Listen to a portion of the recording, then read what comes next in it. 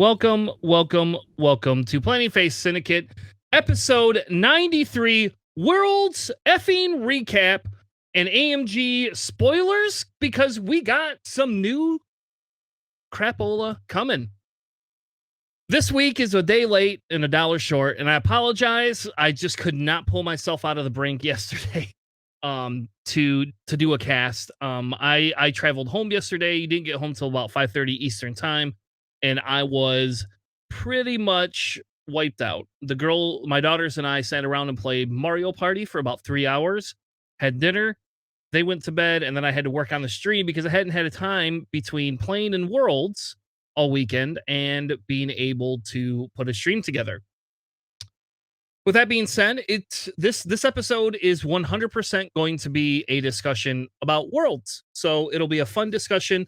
We're going to talk about some experiences that the three guests had that JJ missed out on. And we're going to be having a conversation around that and talking about our different experiences that we had, kind of some pros, cons, maybe some improvements. And then we're going to actually get into the World's Final. We're going to get into the World's Final here, and I have some fun things to say about it. And then after that, we're going to get into some spoilers for AMG. And yes, I'm going to make you wait till the end of the stream, till after we get the Worlds out of our system, to talk spoilers. With that being said, let's bring in my co-hosts and my guests for tonight. Please welcome to the show, JJ, the guy who wished he went to Worlds but never gets to go to Worlds, who better buy his plane ticket tomorrow for next year. And then we have Alex and Matt from the Bench Warmers podcast. How are you all doing tonight? Doing well. Glad to have a full-on Bestman Bench Warmers invasion. More Michigan people's always good. Yep. Oh yeah, and I gotta say, man. More. I seriously had I was so missing out. I felt that anxiety for missing out and not going out to Worlds. I just really just was dying inside this whole week. We're man, I wish I could have gone to Worlds. Man, I wish I should have gone to Worlds. And but I'm glad that you particularly, Chris, you did really great in the LCQ, and you did very well in the Worlds event. So I'm proud of you, man. You did really great for Worlds. Well, thank you. I am not the only one who played in Worlds, though. These other two gentlemen joined me in my adventure that way. Matt, Alex, welcome to the show. Hi. Yeah, thanks for having us. Yeah. Matt crushed it in the LCQ. Let me tell you. Yeah. 3-0, and then somehow ended up with 2 ties. Yep, 2 intentional draws. In 2 minutes. Weird. And for those of you who don't know, Matt does have the upper half of his head. He just doesn't want to show it to us tonight. He didn't do his hair. And that's what Alex... Sometimes Alex does that. He hides his beard when he doesn't do his beard. Now, the best part about this whole thing is online, the two of you were confused for each other because of your beards. Oh, God. It was hilarious. And so I think from now on, maybe we need to switch your guys' names. So Matt, you can be Alex, and Alex, you can be Matt. Nah, Cody and Nick Sterry already did that. We don't need more confusion here. Yeah, no, we don't need that in our lives. Again, we're just going to go off with the Bestman Bench Warmers. Collectively might have the best beards in X-Wing as a podcast. Best beards in X-Wing podcasting right here. And when they get close together, they form Voltron. Oh, Beard Squadron. There we go. There you go. Well, it's I like a DJ. Yeah. They already have a Beard Squadron out there. They have really good art. Yeah. George Barrios part of Beard Squadron, yeah. Mm-hmm. Well, for those of you who don't know, both Alex and Matt made it out of the LCQ into day 1 of Worlds. Congratulations, guys. So that was quite a feat. I will say the LCQ competition felt worse than Worlds competition. Speak for which yourself, is weird, there, right? man. Yeah. So down the wire for you guys. So talk about what was probably your most memorable game for the LCQ, and probably the worst game. Starting with Matt. Go ahead. I mean, I didn't really have a bad game in the LCQ. Like all three of my games were, I didn't really feel like I was down any of them. Like I just did really well with my LCQ games. My most memorable though is probably my last one because I really wanted to go 3-0 and then not play 2 more games. So and it was the best. Brack, he's out of Colorado. I can't remember your last name, but I had a really great time playing you. He flew kind of Crispy's variation of a list with Whisper, Midnight, the TIE Fighters, that's shenanigans, and it was just yeah, you got to burn down like either that Whisper or that Midnight real quick, because I don't want to get them cluster missiles. And it was pretty tight. It was a good game, and that was the best one out of the day. Nice. My best game in the LCQ was the first one. I played Travis Johannesson, which was Nice. real lovely. We were running similar lists. He had Poe and like 3A wings and BB-8, which is pretty cool. But that game was so wild in terms of dice variance on both of our occasions. Like we'd both either roll super well and then natty out of everything, or like just hot garbage. It was incredible. Like he had, for instance, I had Finn on a rock who was strained because he put his BB-8 on the rock for me, so I had to return the favor. So I had my strained Finn on an asteroid. He rolls up range 2 with Poe, Falcon Poe, takes a lock, rolls nothing, and then re-rolls all 4, and then spends Ray to get 1 hit. God. And I blank out, add my blank die because disrespect, and then elusive the blank die for 1 evade. Oh my was God. not punished. Oh my God. Every time we shot, it was like rolling like craps dice. You couldn't tell what was going on. It was insane. Yeah, Merle at range 1 is down to 1 health. I throw 3 range 1 double modded shots at it and just still natties out everything out. Never had a modification at all. It was insane. It was both the best game and probably my worst one there. It was so fun though. That's awesome. Yeah, so for me, I guess we're talking LCQ right now, right? So yeah. My first game was the worst game because originally I originally got paired up with Steve Catillo, and then my pairings got redone because somebody had screwed up and been entered twice, and they redid the pairings. And I got paired up with Staniszewski fucking round 1. Oh, and I'm sitting here like, you gotta be kidding me. And Ryan goes, hey, I guess it's us now. I was like, yep, it is. And I will tell you one of the things, and I know this is like a me problem and not this is a Tanner problem. I feel sometimes I get in my own head, especially when I'm playing against somebody that I know has played a lot longer than I have, that I know usually has a better record than I do. So I get in my head and I think, well, fuck, now I got to outplay this guy, blah, blah, blah, blah, blah, blah.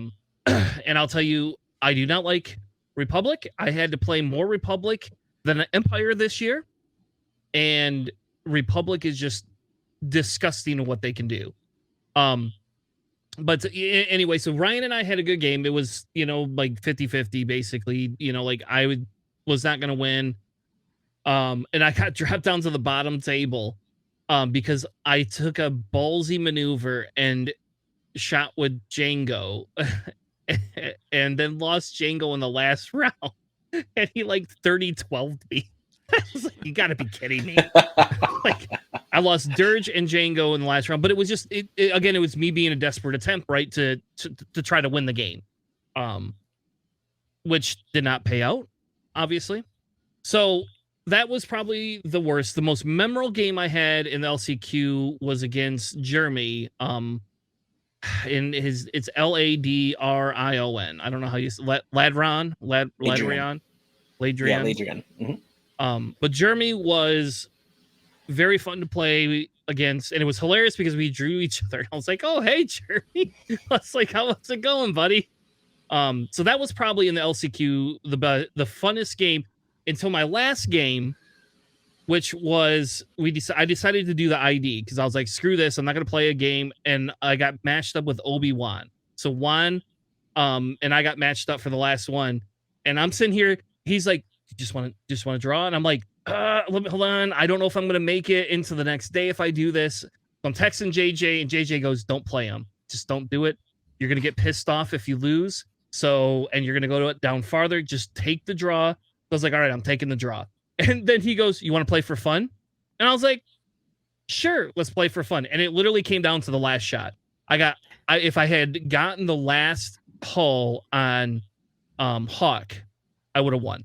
And of course, I couldn't get the last hull. But we did play for fun, and it was hilarious because I did almost win, but I would not have won, and I definitely would not have been in Worlds if I had not taken the draw. Yeah, man. Yeah, smart move there, taking the draw there, and that got you in, man. That's all you needed. I also want to note that like every LCQ player got 2020 like Worlds templates. Yeah, that's pretty dope. They're black templates. They're super slick. Nice. They were real nice. I didn't get a 4 straight though. I got 2 3 straights, but they didn't give you a full set. They just gave you random templates. Oh no, they gave you a full set. I just didn't get a 4 straight, and I got 2 3 straights instead.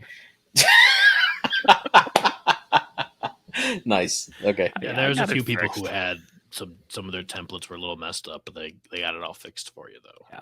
Nice. I took care of it. I just was like, and time to do the 4 straight.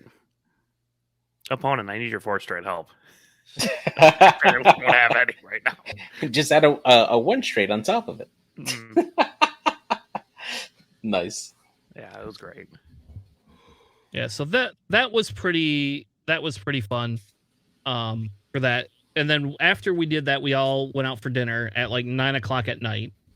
And luckily Mark chose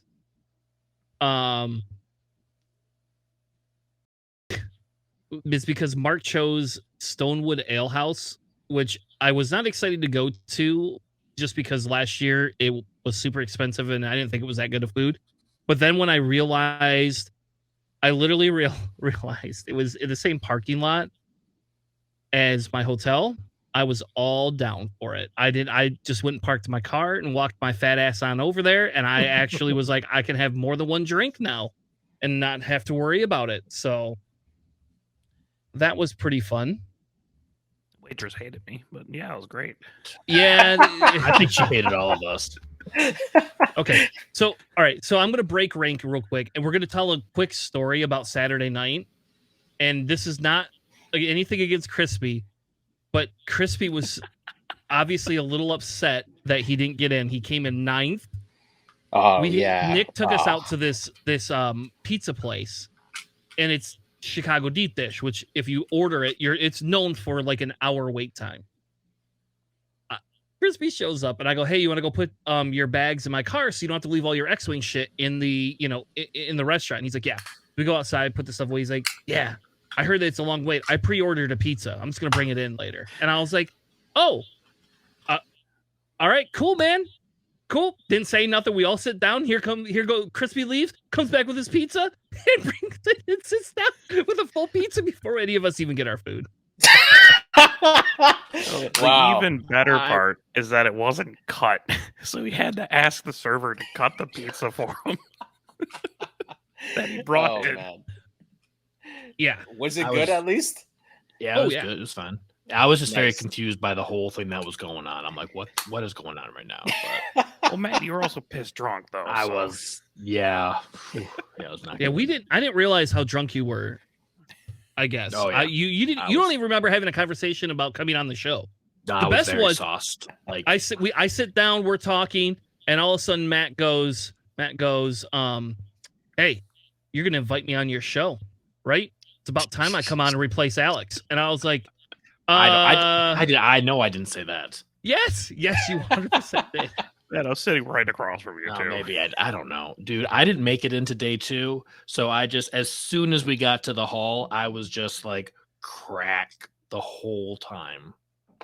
So that was me on Saturday. Well, the Kentucky Brides brought all their bourbon and stuff too. So I know. I'm like, I'm already like 10 beers in now. I see bourbon. I'm like, are you guys sharing? And how'd you get bourbon? Nobody offered me bourbon. I was walking around. And I just Matt talked to like literally anyone. I would talk. I was talking to literally anyone I saw on Saturday.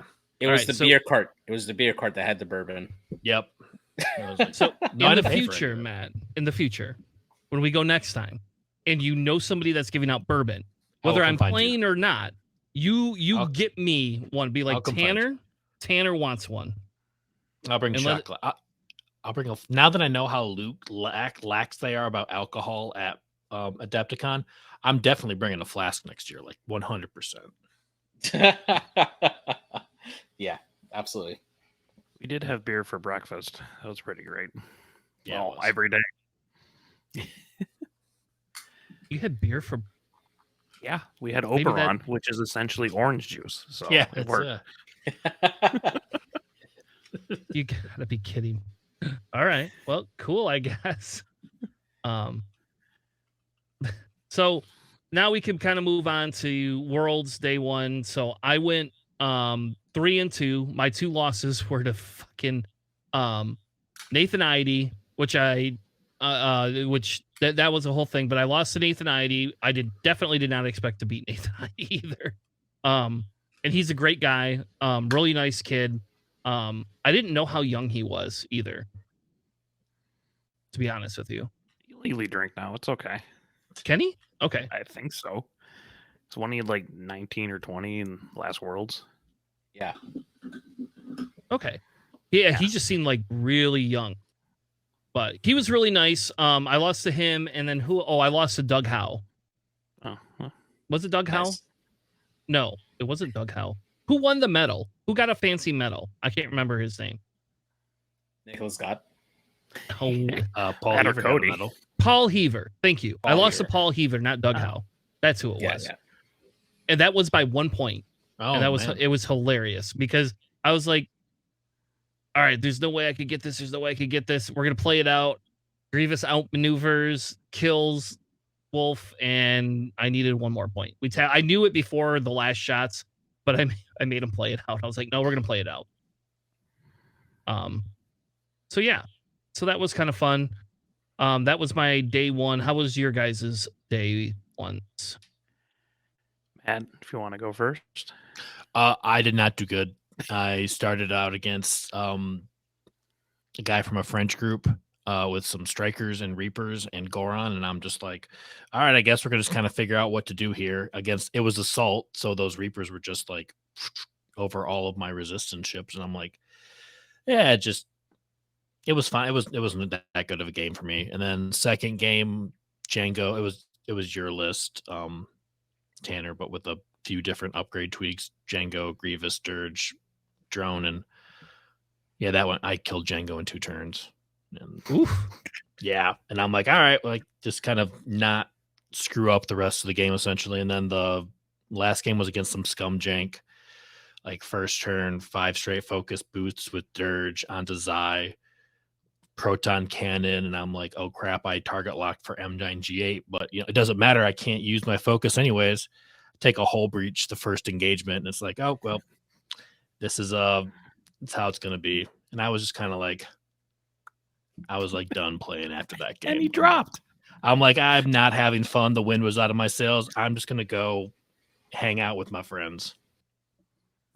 So that was my Worlds journey, but I had a good time. I made it into Worlds, and that was the goal, and anything else was extra, was just to make it in. I had a fun journey in Worlds. Christ. First opponent was Jaron Foss. Super cool.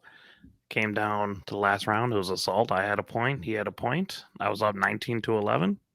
He shot range 3 obstructed at my focused with Ray Gunner, Poe, who had 2 health left. And then I died. 2% chance of that happening. So that was my first game. That was rough. All I had to do was literally not blank out. And then I won 2 more, so I was 2-1. I'm like, okay, I just need to make 1 more, make cut, and I played Isofane, who I believe is in the chat right now. So that was real lovely. Chance encounter versus a Seer Swarm. I ain't gonna win that.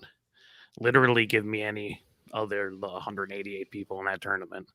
Literally anyone. Give me Nicholas God. I still would have had a better chance. That's a good list. It was it was kicked my ass there. He's a pleasant person, though, great person. I hope he appreciated all that. And my last game, 2-2. Still just need to win 1 more, right? That's all I need to do. Played Crispy. It was, yep. Nice. You know, it was an interesting game, I guess. It was a little bit dice luck on my end, honestly, but it was fun and just rough. It was a rough matchups on the last 2. I was holding out hope and then just got smacked right down.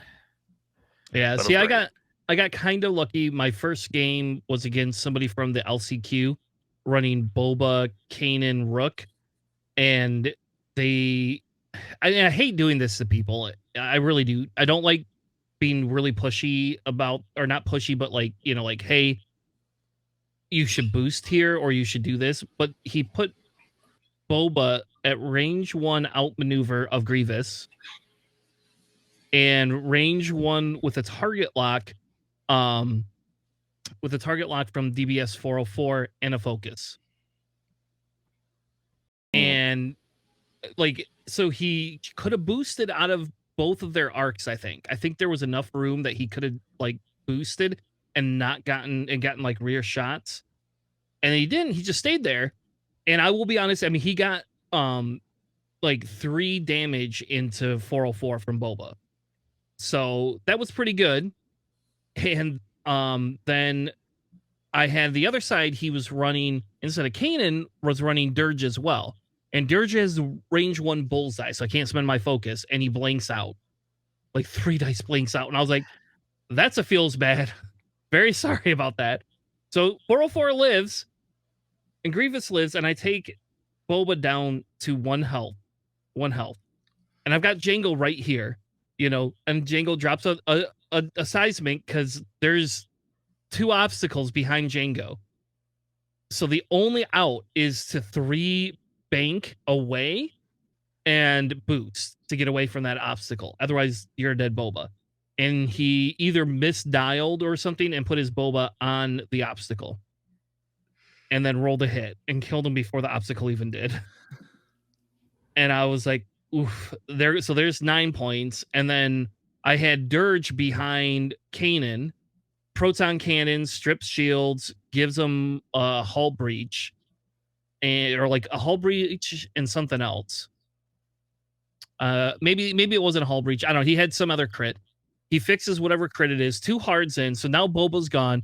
Here's Grievous, 3 banking, barrel roll to outmaneuver. Here's DBS 404, you know, range 2. And then here's Django hop skipping, doesn't bump, and hop skips right over top.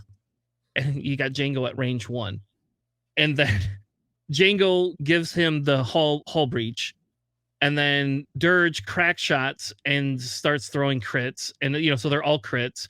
Then Grievous shoots, and then every gets 4 hits. And there's, you know, so there's all these crits coming in. He flipped over a fuel leak, took that into another crit, and then took that into another fuel leak, and ended up with, like, I don't know, like almost 20 cards on his Rook. Like, he literally went through almost his full deck in our game. Oh, that's got to feel really bad. Damn. And I was like, I'm very sorry. That hull breach was just I knew that was the end there. You know, I was like, sorry. Like, that's definitely not a feels good, you know. But he was a really nice opponent, and we talked about it. And I after we were done, I explained. I said, hey, next time when you're in that situation, just so you know, Grievous will eat you alive. You get 1 dice. It doesn't matter how many re-rolls you get with Boba. You should run away. Like, I'm telling you, just do it next time. especially because you had proton bombs. So like you probably could have killed DBS 404 or been close to it. And then at least your Bobo would have lived. He would have been out of the mix for a little bit, but your Bobo would have lived. And I said, you know, and I said, when you matched up with Kanan instead of, or a Dirge, I would have taken my Rook and gone into Dirge instead. And because you're just going to fly past him or cause him to bump, and then Dirge is ineffective.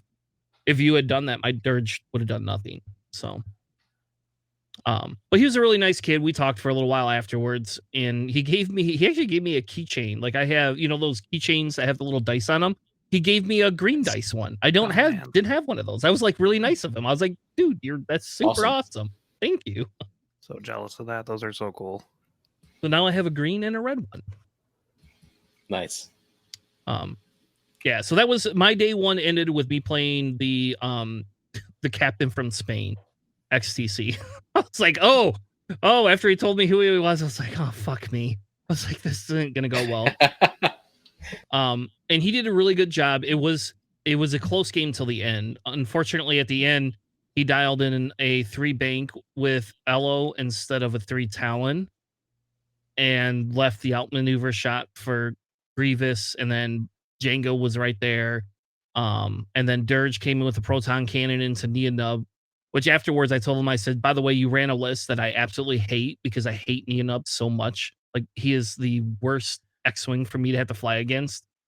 And it was PTSD from Corey for that. It is, yes, Corey and JJ. JJ is the one that introduced me. Yeah. But yes. So anyway, so there was that, and that was fun. It was that guy was really nice. Yeah, we talked through it, and he's like, yeah, he made a mistake and then knew it was pretty much over after that. And I was like, yeah, sorry. I do kind of want to make day 2, so I'm not gonna let you take that one back. Yeah. At a world-class tournament, right? It's a premier event, you know, it does feel bad, you know, but if you've gone way past the timing for the trigger, you know, it's just one of those things, right? Like you do have that duty to make sure that you remember your triggers with ample time, you know. But if you've already gone like several shots in and you've missed your timing for like a trigger or something like that, like it just sucks. But it is what it is. Don't worry, I got paid back because I missed a trigger when I had to play Crispy. So there's that. That was fun. Yeah. I won't say that's what lost me the game, because what lost me the game was Grievous hitting a rock and being stuck there in front of like 3 FO ships. So that's my fault. I'll tell you, biohex codes for the win. Like biohex codes, when I can outmaneuver your stupid whisper, and then you can just coordinate a barrel roll. And it's like, I just put all that effort. I should have just jousted you and called it a day and been okay with it. Yeah. But, so I made day 2, and I ended up 57th out of everyone. I will say my last game, I let my opponent take back a maneuver because he flew Vader off the board. Vader Defender off the board. But it's the last game.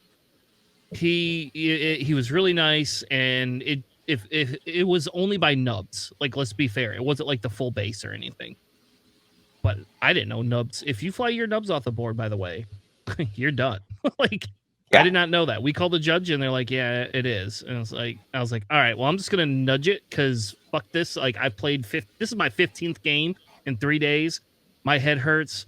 I'm ready to go get shit faced, and which didn't happen, but I was ready to get out of there. So I felt I didn't want to win that way. So, and then I lost the game because Vader lived on 1 health. So, God damn it. Hey, you won the honorable.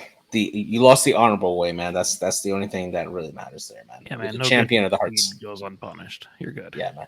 No worries. But it was fun. That gentleman was really nice, and like I will say, I'll show you a picture in a minute from the guy I played before him. Was another younger kid that kind of reminded me of my son, but better at X-Wing than my son is. But we have a picture. I'm gonna show you a picture. We have a picture. I told him I'd put it on the podcast if you listen.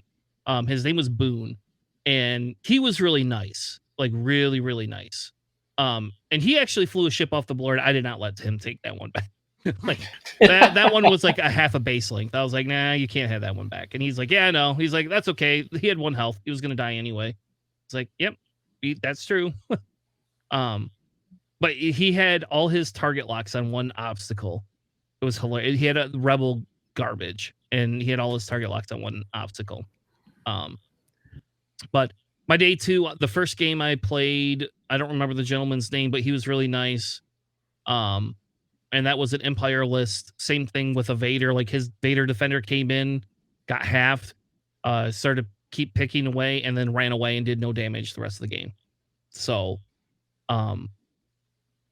yeah, I don't think people think those 3 ships, my 3 ships, can really kill a Vader defender. They can. Like that was the third Vader defender I had to fight that day. And then I played Isofane after that, and that was fun.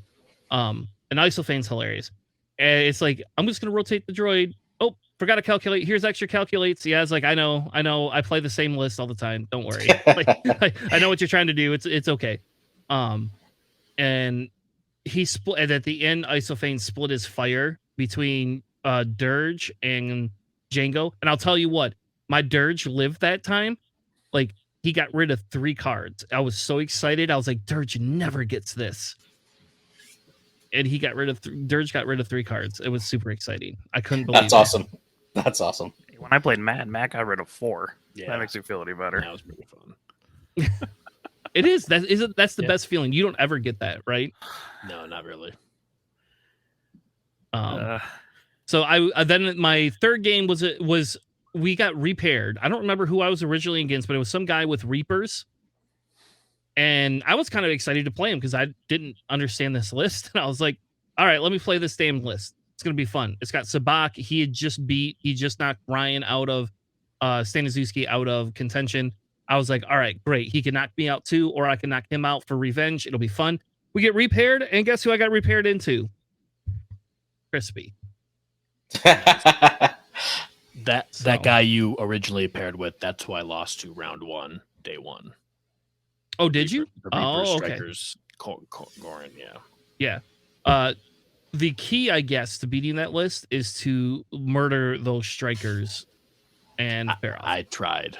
I really, really tried. One of them only takes 1 damage. Yeah. But I guess that was kind of the key to that. I that looked like a fun list. I'm going to tell you what, I don't own enough Reapers, but I'm hoping one of my locals will let me before we have a point change. I actually will run that list because I played JJ. Then I played you with 5 Reapers at one time. Yeah. Online. Exactly. Yeah. And I lost horribly, but so that was my day. I have a few pictures here. I don't know if you can see them. Can you guys see the pictures? Oh yeah, I see it. Yeah, there you go. Is that Zach? That is Zach and Matt from my locals. I guess I cut the pictures off. There we go. So there's 2 people from my locals that came. They did not do super well. There is all of us the first night having some beers together, and whiskey, and Alex eating spaghetti or something. I don't know. You're the only one that got pasta. It was delicious pasta. I'm glad. I was the only one also not offered alcohol. Yes, So, that's true. But you were going to refuse it anyway, so I don't want to hear anything. I don't want to hear about it. To refuse. I don't care. No. Stop making noise. There's me back at the hotel, choosing myself with my scotch because I was excited I got in. I made my goal. It just looks like you have giant hands on a tiny cup. It's just the camera. I don't know. Everybody keeps saying that about. Do I have big hands? I guess maybe I do. A really tiny cup to me. It's not a tiny cup. I'm gonna go get that motherfucking cup in a second, and I'm gonna get it. I think I got one over here. I don't have any scotch though. I drank all my scotch. And then here's just some pictures. There's some Mr. Nick Sperry. He's playing my first round opponent. Yep. Travis Johansson. Yep. So there's some Nick Sperry pictures. I don't know who that is. Oh, there's me. There's me playing somebody. Oh, there's me playing Jeremy. There's one of those of me playing Jeremy. Oh, there's me playing Jeremy again. And that guy, I don't know who this guy is. I don't know. I played next to that guy in the LCQ like more than one time. That dude is hilarious. Whoever that guy is raising his hand, I love that guy. That guy was super funny. So if anybody knows who that is, cool. And there's our friend George. George Barrios. I didn't know he was even there until at the end of that game. Just so everybody knows that. Jeremy Bell? Yeah. Yeah. He stopped by and he's like, I'm a fan of your guys' podcast. Yeah, real good guy. Yeah, I love him. Canadian. Yeah, all the Right way from across the river. Vancouver. There's me playing whoever was handing out cards. I don't remember his name either. I'm really bad with names. I like this picture though because there's Kat wearing her Mega Milk Union shirt, and then I don't know who this guy is with the Imperial hat on, but I like that picture because of that. Oh, there's somebody we know. No, actually, the best thing about this, if you zoom in really hard, you could see he put his Vader on a rock. That's the engagement. Oh, all right. Do you know who that? I don't know who that guy is either. I don't recall his name because I'm terrible with names, but he was very pleasant. But I don't put your Vader on a rock the first engagement. That's rough. Yeah. And there's me in the corner. I don't remember who I was playing there. I was playing somebody. I don't remember. Zach there too, right? Yep. And there's another one of Zach. That was LCQ days.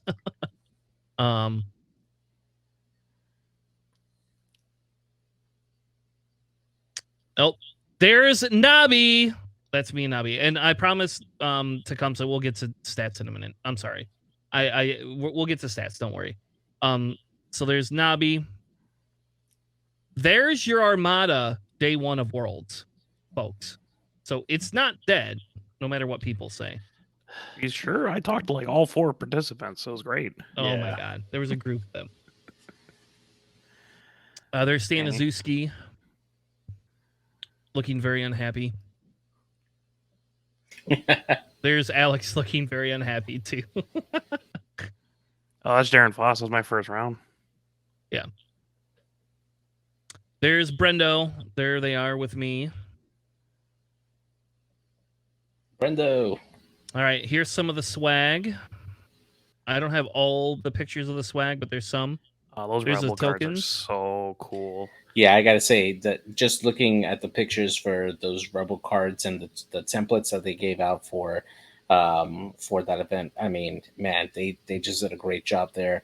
I just hope that for future like events, we get to see some really good stuff for like that caliber for like thematic templates and tokens and stuff. I think that's some of the best work I've seen. I believe this is AMG created, if I'm not mistaken, directly. Yes. Yeah, I don't know if they did the artwork or who did that, but yes, this is AMG's baby here.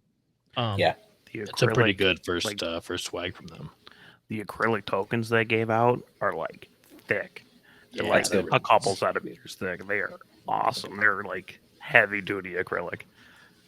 Yep. It's awesome. There's some stuff I got from Nobby. I got 5 Gundar tokens. That was kind of cool. He hooked me up with all sorts of swag. There is the mat they gave out to everybody who participated in Worlds, no matter what you were.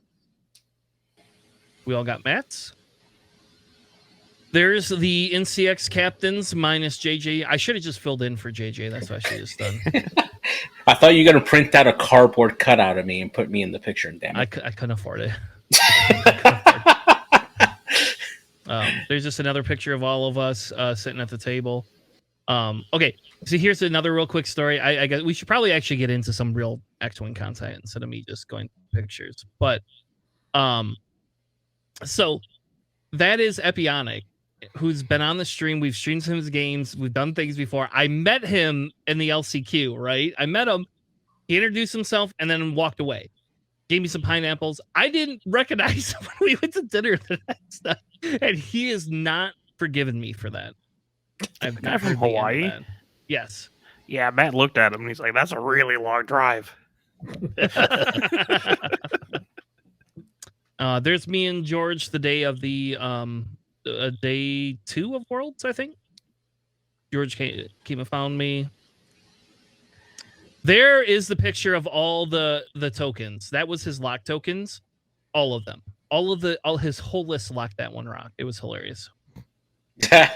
Nice. And there's a picture of us from essentially from the dinner we had with Nick, and thanks to Nick for picking up the tab. I don't know if he picked it up for everybody or if he picked it up for just me. Is Nick even in that picture? Oh, there he is. He's behind me. Okay. So I don't know if he offered to pick it up for me and Crispy because we made day 2. I have no idea if he paid for everybody's or not. I have no idea. But that was really nice of him for doing those things for us. And I will say I have a little bit more love for deep dish pizza since then. Hey, nice. Oh, Detroit style pizza's ad. No, I think this was probably better than the Detroit style pizza that I had. I mean, yeah, most things are better than Detroit style pizza, but Michigan, damn it. All right. And the last few pictures, there's Nicholas God in the Worlds, him winning. And here's a funny meme that I just thought was hilarious because the finals ended in a draw. In an actual draw. Like, We'll get to. Like, not even... Anyway. So, all right. Let's talk statistics. A tiny can. Catherine, it's not a tiny can. That's not... All right. Does that really look like a tiny can to all of you? It does. It really does look like a really tiny can. It's like you stole it from the little mini refrigerator inside the hotel and you decided to hold it in your hand. No, I had to. So, okay. I had to bring these because Alex told me about all the beer they drink. And I don't drink beer. So I was like, all right, well, you guys should bring me something. And Alex was like, go fuck yourself. Bring your own. So I was like, all right, I guess I'm bringing my own. And I'm bringing this, which I thought would be good, but it was not a good deal. It was $10 for 4 of those fuckers. So I was like, I can make I can literally make my own. Which we told you to do. Well, I was going to, but then I got lazy and just bought those. And I've never had them. I thought they looked cool. So anyway, we're gonna ignore those. We brought so much Michigan beer. I think we brought like 50 something beers, at least. Yeah, we brought a lot. Hop Slam and like the Two Hearted, bunch of Oberon. Yep. All day variety packs. It was delicious. Yeah, it was a good time. Must be nice. Next time, somebody should bring liquor and let me have some. I probably would have done. You know what? You know what's funny? In the World's Day 1, after I lost my second game, I went and bought I went out to the car and started drinking those, and then I started winning. So, then it was like, all right, fuck it. Judge, doping. Yeah. Oh, we drank so much. We were just drinking at the like. I did not set up a ship properly because my beer can was in the way, and I just said, "Fuck it." Yeah, I mean, I was like, "It's good enough," and then I missed a boost onto a rock because of that. nice. Oh man. So Mike, I don't know what to tell you other than I just do not like the taste of beer at all. And I know that's weird to say, but I genuinely do not like the taste of beer at all. No beers. Like, I'll drink those seltzers a little bit if I have to. Like during the summer when I go to the beach, I like those seltzers because they're a lot lighter than like whiskey and Cokes are. But I don't like the taste. I didn't grow up drinking beer. So I think I told this story before, but when I was younger, you drank whatever you could get. And my buddy drank Mike's Hard Lemonade, Bacardi Limon, and Captain Morgan's. And so that's what you drank. You just drank what people gave you. And then when I started working, my old boss, we used to go take us to the bar, and I had 2 options. I could drink a Coors Light or a Johnny Walker Black. That's it. And the Johnny Walker Black had to be neat. And the bar we went to would serve him, and he would give it to me. So I learned how to drink scotch at a very early age because fuck drinking beer. Why should I have to chug 12 ounces to get the same effect as a glass of scotch when it's like literally like 2 ounces? That seems like a more rational thing. And I don't have a picture, Catherine, actually, of you in cosplay. You should send it to me. I don't have one, unfortunately, from that day. But Nice. Yes, Catherine went full out. That's awesome. And I bet you there's a picture in Greg's Discord somewhere. But let's talk statistics since we spent an hour talking fun things. All right, let's do it, man. Yeah. So this is the LCQ breakdown. We are not going to go through lists for the LCQ because I didn't feel it was worth the time and effort to actually go into LCQ lists. I felt it was more important to look at your percentages and then kind of look at cut rates for it. Empire comes out with the highest distribution.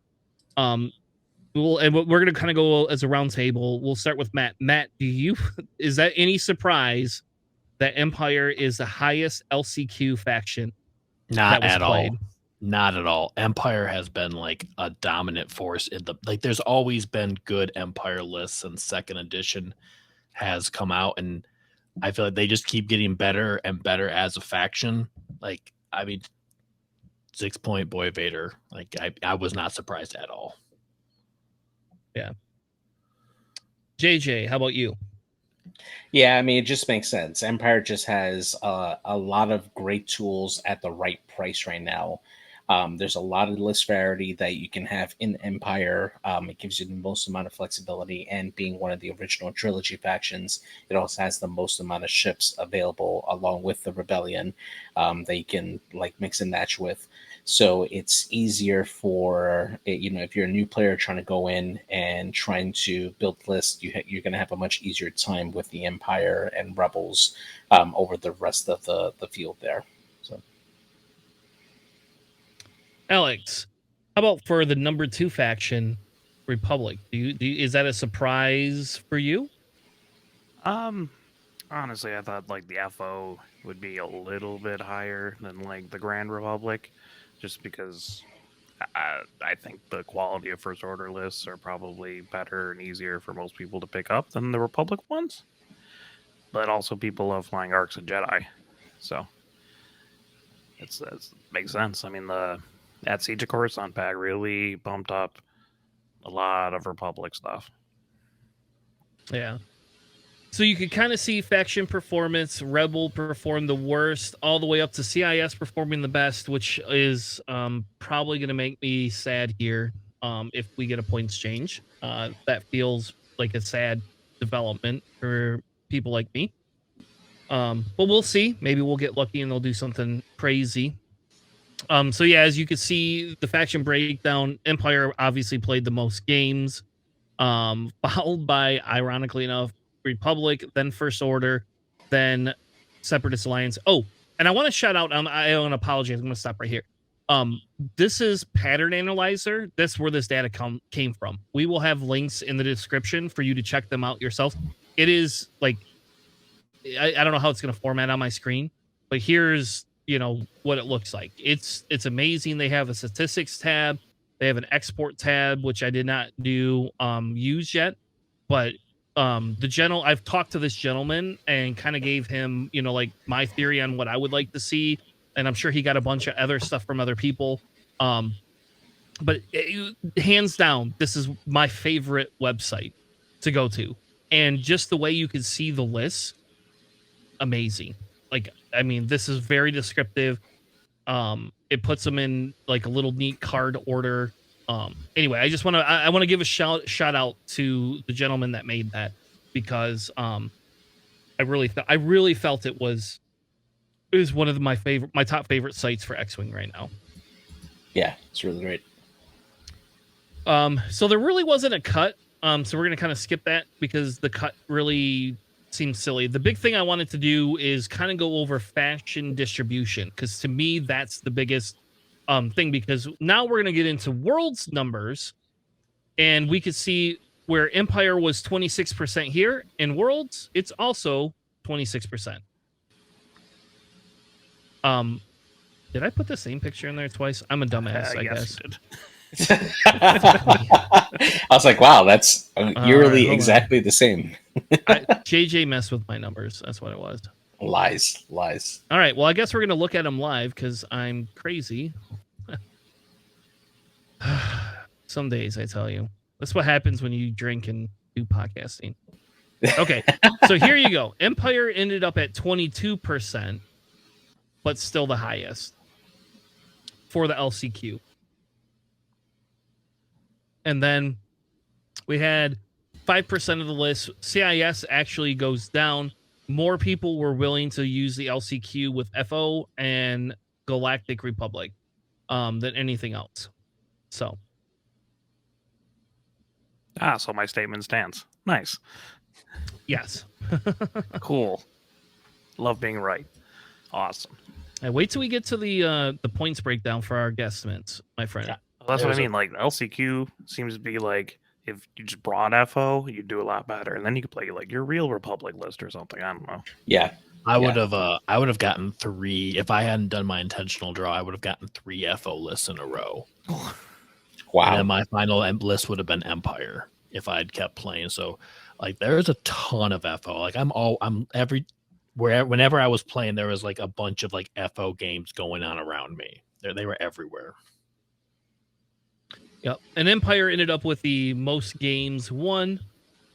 First Order came in, it was a second number. So it just it does go to show that those 3 factions were very, very, very strong. Now let's look at the world's breakdowns, which I have the actual numbers for. Empire came in higher, right? So Empire came in higher than it did there. So it was 22% versus the 26%. FO was 15% and it came in at 16-ish%. So basically the same. Republic came in 15 here and 17.5 here. So a higher amount of Republic in the worlds. CIS came in at 11%, whereas they showed up at 12%. So kind of similar. The only real thing that was really big difference is you had more rebels in your LCQ than you had in worlds, which I don't think is surprising personally. Yeah, that shouldn't be a surprise at all. But anyway, that's kind of what it is. Separatist faction performance wise was on top, even though only one got into the cut. They were on top for all of it. So I believe, I can't remember the gentleman's name, but he was number 1. He was the number 1 seed going into it. So that's kind of those numbers. So obviously no resistance got into cut. I don't know who predicted that. Yeah. Weird. Yeah. You fucked up some of your other predictions though. Rebels had 2 rebel lists in cut though. Like holy shit. And we're gonna get to those lists because they're not your standard Nick Sperry type lists or Alpha Torp, like a specific style of Alpha Torp list. It's not that. Obviously you had 1 Scum, 1 CIS, 2 Empire. But comparatively, obviously Rebels tops out. So remember how we do comparison numbers and like faction percentages, and I kind of like we used to do all that. This gentleman actually put this together for me. Like some of the logic that I was doing, he put into here. So Scum actually has a higher cut percentage based on the amount of lists that get in. That people that played Scum. Even though only 1 list got in, faction percentage wise, they were higher. Yeah, only 15 people played Scum and 1 got in, Yes. Hey, but that's pretty big though. Like if we talk about 188 person tournament or 190, whatever it was at, that's pretty big. That's a huge statistic. Right, but like the Empire, you have 49 people, right? And 2 made the cut. Like there's only so much space in the top 8, so that's gonna get like really skewed. I don't know. I mean, it kind of shows that even though the Empire's in a good place right now where they have a really competitive list up there, it still means that the meta isn't solved, right? I mean, just the fact that we have one of the worst represented factions making the cut, statistically, it's just that that number, right? That you just don't expect it to do it, right? Because according to our early predictions, we're expecting Resistance to dominate, as well as Republic, First Order, and all of a sudden we got Rebels in there. Not only one Rebel list, but two Rebel lists, and then Scum, another one of the factions that we didn't really expect to see make it into the cut as well. So it does. They did better than what we expected them to do. So I think it may seem skewed, but I think that it is a significant enough number. Yeah, in a statistical analysis, that when we look at that, there's a reason we want to look at it that way to some extent. You can run it both ways, but because more people are running it, you would expect a higher cut percentage based on that. So if I have 338 games played, right, and I have over 27% of the meta, I would expect them to have a higher cut rate overall than other lists, and it's not showing that. I think the Rebels screws it a little bit. The Rebels, that's a hell of a skew. The Rebels is a little bit fucked up. Yeah, that one I'll admit, that's a little harder to gauge. But really, what we have to do is take all these numbers and use them over time now. Which I've actually talked to this gentleman about, hey, in the future, if we make updates or do different things, it would be super fun to actually look and do that. To see where everything else kind of falls out. But moving on, because I don't want to, I know nobody else likes numbers the way I do. Squad size, your average ship count was 4.7, so between 4 and 5 ships, not surprising. Points distribution cost obviously is 4.3 is the average, so between 3 and 4, 100% not surprising either. None of those are surprising statistics. Now we're going to look at number of ship pilots, and guess who's at the top there? Defender Vader? Nope. Yeah, we knew that's not going to happen. Rebel Chewbacca. Chewbacca. No. We have Rebel Chewbacca. My God. Can you... All right. That would be fun. Malorus is the top one. Then Scorch, DT798, and Boy, Vader, and Iden. Iden's still coming in at more popular than Moff Gideon did. Not by much, but yeah, it's not surprising. And what's actually more significant is that there's still more Empire lists that came into Worlds, and yet Malorus still had the greatest showing out of when you factor in all those numbers for all those lists that would come in. It's incredible to see. It's probably the most popular pilot. Now, does this mean that maybe Malorus deserves a nudge in the more expensive category for the next points update, whenever that is? I think she's fine. Let's not go down that rabbit trail, JJ. Don't open a Pandora's box, please. We'll never get through lists. And I can see Matt's chomping at the bit to talk about lists. So, but obviously Grievous is up there. What I hope comes out of this, and I hope AMG looks at these things, because to me, if we are going to nudge things, or if we want to say, hey, let's make other pilots great again, some of these need changes so people take them less. Except for Grievous. Grievous should always just stay where he is. I don't care what anyone says. I'm upset that 4 more people brought Wolf than Jack. I know you would be personally offended by that. You say that every time. Every time. Yeah, Wolf comes up, Contrail comes up. So normal Contrail, more important than non build your own Contrail. Jango Fett's obviously up here in the top. Now, I do have a question for Dirge. Is that Scum Dirge or CIS? That's CIS Dirge.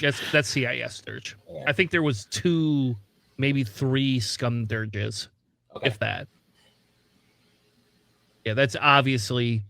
It's because I can run an i5 with proton cannons. Yeah. Or an i5 with an HLC ion. It's pretty good. So, Look, so really... Matt, sorry. What's that? I was just gonna say, hey, look, man, more Lulos than Kaz's. I saw that. Fun. Yeah, Matt like and I ran Lulo. the same list, and we were really debating back and forth if we're gonna take Kaz or Lulo or something. Yeah. Glad to see we're in the majority. Feels good to be vindicated. Yeah, so there is not a lot of Kaz's. I don't know where Kaz shows up, but I after the 13 instances, I was kind of like, I'm done. We don't need to look at it anymore. This is enough damn shit. Guess who doesn't show up in there? I3 separatist drones. You know who took them? You want to know who took them? That was me. You want to know who took those? Yes. ISO. That's it. Just one person. Yes. My entire bet was predicated on ISO just multiplying himself into worlds and just playing several tables at a time. Yeah. You would have been better with the Black Squadron Ace, JJ. I'm serious. Like, what the hell, dude? Or a bombardment drone, at least there. I saw a few like old school like TIE swarms while I was playing around the tables. I'm like, all right, live your best life, King. Yeah. ISOFite and I were playing. There's a table directly next to us, and it was like a parking lot. It was like a solid 3x3 grid of TIE fighters all bumped into each other. Just like old times. We literally just like stopped our game and looked over, and he just took a picture of it, and we went back. That's funny. Awesome.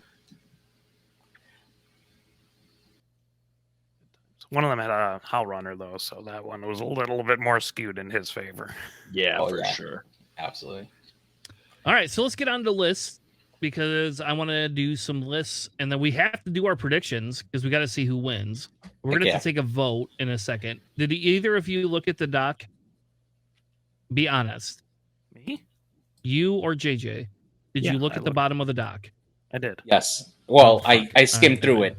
I didn't actually read it. I just skimmed through it just to see if we were missing anything. Because I calculated the numbers two different ways. Oh, I didn't see that. Yeah, I definitely didn't see that. And I was too lazy to go back and actually determine which way we agreed upon. Because it was like 1:00 last night, and I was kind of drunk. And so we're going to talk about that in a minute. But let's do lists. Matt, we're going to give you the winning list for having the best record out of all of us in the LCQ. Who won and what the hell did they bring? So our new X-Wing world champion is Nicholas God. Congratulations on your win. He brought the First Order, a little bit of a kind of a standard archetype that we've seen a bit with the First Order, but he put his own little personal flair on it. Malorus with mag pulse missiles. I think that is a fantastic choice on his part. Gaelic, elusive ion cannons, and then DT and Scorch. DT has elusive and advanced optics, and Scorch has fanatical elusive optics. Backdraft in the TIE SF with elusive advanced optics and special forces gunner, and then rounding this out, Ember, the TIE BA with elusive and lone wolf. He is really doubling down on this elusive. 6 ships and 5 of them have this upgrade. He really is trying to. These things already are hard to kill, making it even harder. And lone wolf on Ember, doubling down on defense there or potential offensive output. I like this list quite a bit. Yeah, elusive was actually the most frequently taken upgrade. Yes. In the whole tournament. Color me shocked. Literally, you get it for 2 points, just slap it on anything. So good. Yeah. Like the free defensive reroll. Mm-hmm. Yeah, definitely. It's like a whole upgrade without the, that only works 33% of the time. But yes, it's definitely good. And his win came because of a roll-off, and he used the dice cup for everyone. And I don't know why he does that, but he does. And so he had a dice cup for every roll. And he rubs it like this. And it worked for him, Yeah. You watch GSP. It only worked on the last roll. It did not work on some of his other rolls. He had some other rolls that should have been better than they were. All I needed was the last roll. Yeah, that's all that mattered. The one that counted. Yeah.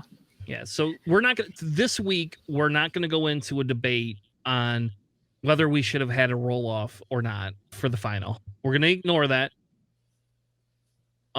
we're just gonna ignore it for tonight because I really could spend like an hour having that conversation.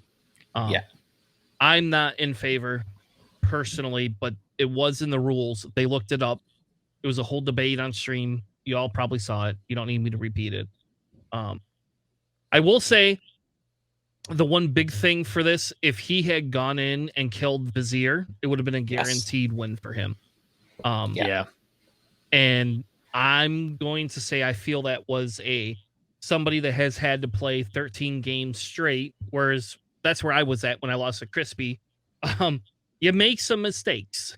So I feel it was an over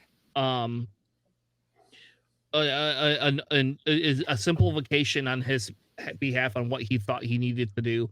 And totally it is what it is. Like, oh, fuel leak, that's not a particularly important crit. Don't like recognize it and just be like, well, my mag pulse missile only does 1 damage. I'm not going to kill this thing. I could totally like see that just go through your head like that, not realizing that the fuel leak mag pulse would actually kill it. Yep, because it's 2 damage. Yeah, it's 2 damage. Yeah. Like that would be like my thought process of like, it's a fuel leak, whatever. Yeah. Yep. So our runner-up is Andrew Cox, heralding out of the horrible state of Florida. No offense to anybody from Florida, Crispy. But JJ, what did Andrew Cox run? So Andrew Cox was running the Galactic Empire. So we have your 5-ship list, starting with with Darth Vader in the Battle Yavin version with Marksmanship, Hate, Afterburners, Backstabber, and Mauler, also from the Battle Yavin pack. Iden Versio with Elusive and Ion Cannon, and then Captain Feroff with 7 Sister Crew to round off that list. He definitely, in that final, he early on wanted to kind of like joust and try to eliminate some of those FO ties early, and was able to get Feroff in there and try to use that 7 Sister jam off early. But he fell behind really early against in the final against Nicholas God there. And once Feroff was in, Feroff was basically out of the fight for the majority of the game after that initial encounter. Yeah, so I don't think we have to spend too long on this list. I say congrats to Andrew for making it that far. But this is the list. This is kind of one of the lists we had felt were a high contender for Worlds. I wouldn't be surprised if we see Feroff go up in price. Give them a few more loadout points. But I feel Boy Vader 100% has to go up, but really this Reaper too, getting that free evade is pretty detrimental. So, is it stronger than Vermeil? Is my question, right? Because actually, you know what? We'll talk about that at a different time. Yeah, so let's. Go ahead.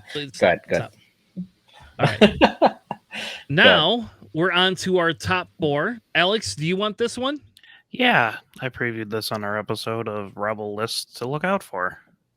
Weird. Bartosh's list. He had Boy Han. Solid card, coordinate mid-battle. PS Infinity seems really good. He had Tycho with Composure, Trick Shot, HLC, and Mag Pulse.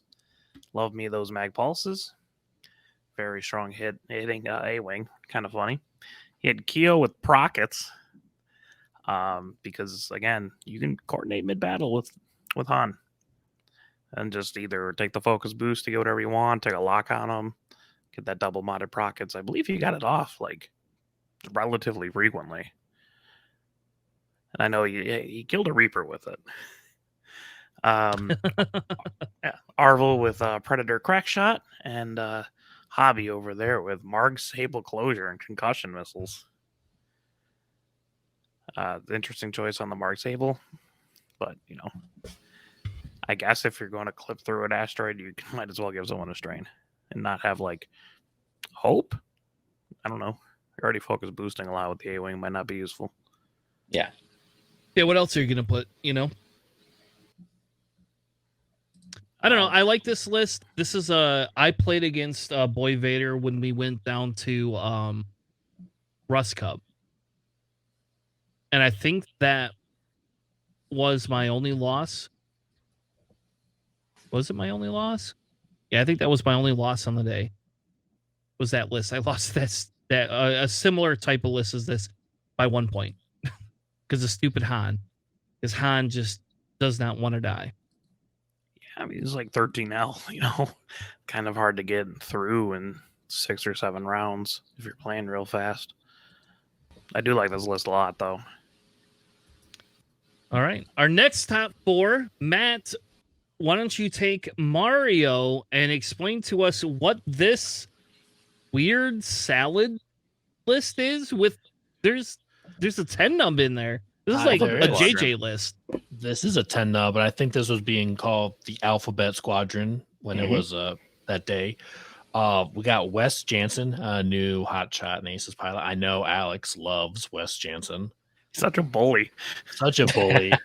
Proton torpedoes, an R4 astromech. Aaron Kraken with elusive plasma torp. Keo, elusive concussion missiles. Dutch in the Y-wing with the Tear from Belly run because it's free. And then some proton torpedoes. And then, like you said, 10 nub in the B-wing. Top 4 of Worlds. We did it. Elusive proton torpedoes and then the stabilized S-foils with the jamming beam. There's a lot of double-modded proton torpedoes being fired from this list. Yep. And I believe this gentleman's from Spain. I believe so, yes. Yeah. Right? Yes. Yep. Yeah. Yeah, because when I was playing the gentleman from Spain, he was trying to explain to this list to me. I was like, I don't even understand how this list works specifically. But I do like Concussion Elusive Keo. That's my favorite.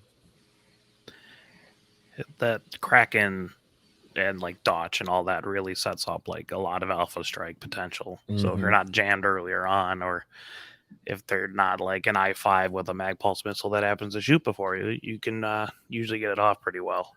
And it hits really hard. And it's all the, the I-5 Aaron Kraken thing, giving his actions to Dodge to give more actions to everyone else. Very strong. Yeah. I like it. I am not excited to see it, but I don't think I could say this needs to be nerfed other than I don't like Wes Jensen, and I think he has a stupid ability. But that's just my opinion. I mean, you don't have to joust this list. Like, I'm not like this seems like a really strong list, but all the games I saw of this list, it's just people just like flew into it and like, stop, don't. In the joust lane. Yep, the GSP's joust zone. But Matt, it's a 5.1 agility B wing. Yeah, we'll kill it, right? But to joust it. Yeah, we have to joust the B wing. Protons be damned.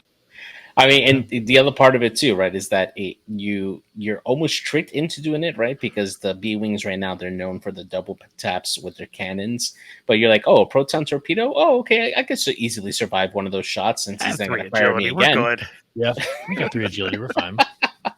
Yeah, exactly. And then until you realize that if 10 num is not stressed, you can Iron Kraken, target lock, and treat it as red. And now 10 num is double modded on a shot that he probably didn't have before when he flew into that. So it's so good. It's real nasty. Or you can even do like the focus roll to get him stressed, and then Dutch can just give him the lock anyways with Dutch. This ability. Like there's multiple ways of getting locks.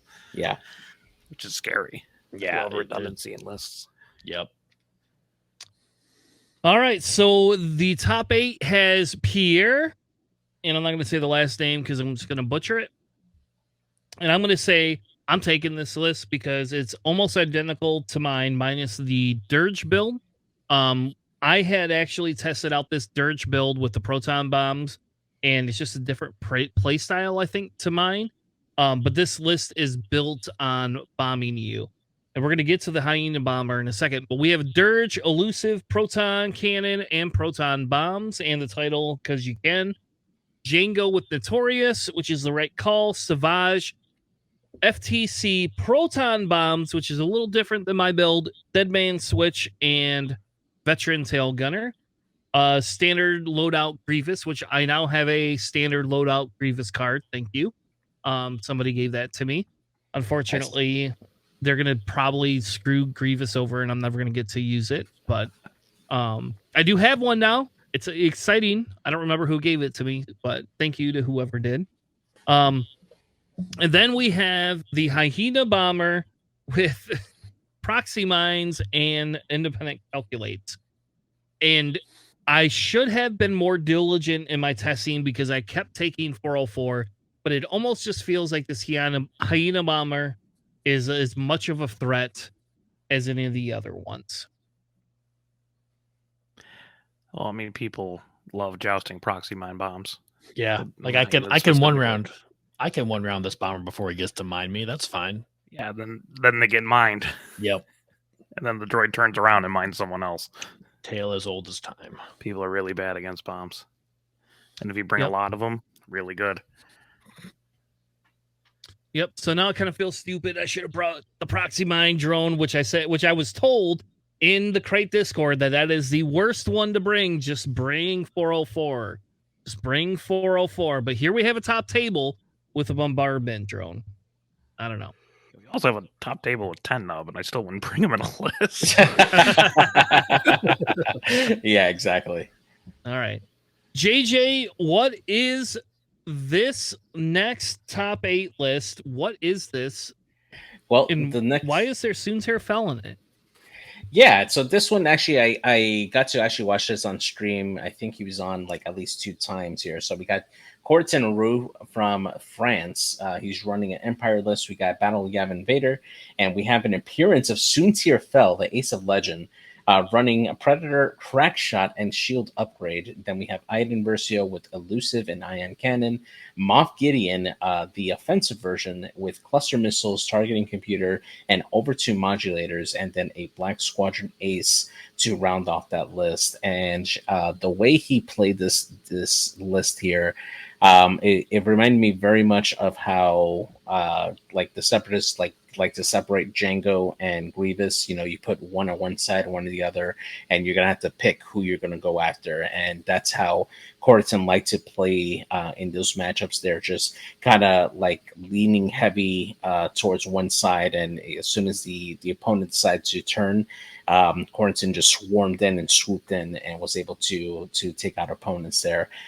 Very, very well played, and this is a great list. I like it a lot. All right. Our next list is Nathan ID. Alex, what is this Republic garbage? Whoa. I like this list. I like the list too, but this is where, and again, like I think there's nothing against Nathan. This is not a Nathan thing. This is a Republic is overpowered with their garbage bullshit. They're born for this, needs to die. I still have literally never used Born for this ever in my life, despite playing all my Republic games with SOCs. I will tell you, Nathan ID used it very well to his advantage. Well, this has Jag, the SOC version, the SOC version of Wolf, the SOC version of Kickback. They can all pass, essentially evades, focuses, and locks with their abilities at this point, so very strong. Build your own contrail with Crackshot, R4P17, seismics and delayed fuses, which is actually kind of interesting to me. Makes it really hard to like chase down when you could just drop a bomb and then set a fuse and tell people have fun. And then Delta B CLT Anakin with Predator and Chopper. I still love Chopper. Still an incredible thing to have, especially on an i6. And being 1 point cheaper than 7B Anakin, you get to upgrade one, like click essentially into like a Jag or a Wolf or whatever you want in that kind of list. I would actually probably play something similar to this. Maybe take out Wolf, but I like it a lot. Yeah, I think I like this list a lot too. Yeah, so that so this list, when I played Nathan, he unfortunately lost Anakin.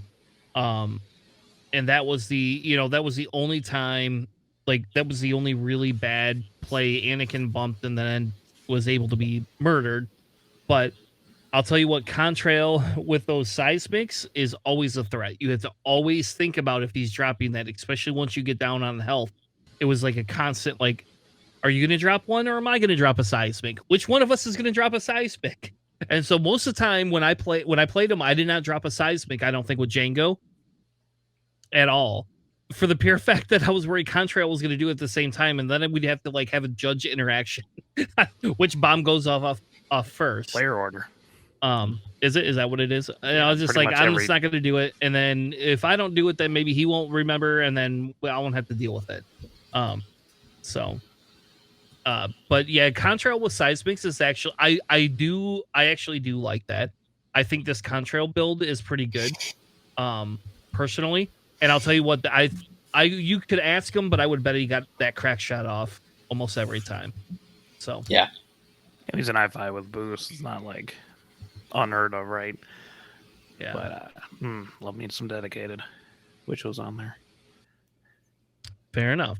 All right, so the last list, Matt, I'm going to give you.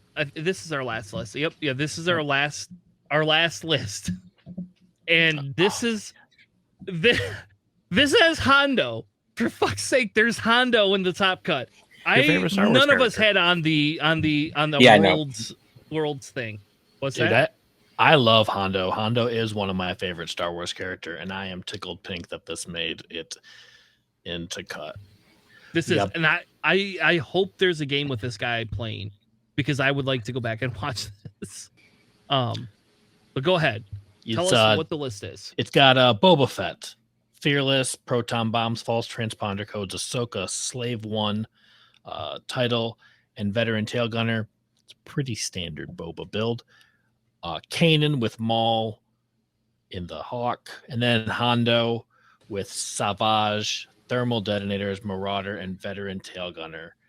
He, like there's 3 force points on this list when there's none on these ships. There's only 1 on Kanan, but yeah, there's 4 force points in this list, and I would love to see what he was doing with Hondo, because I've wanted to see some solid Hondo play.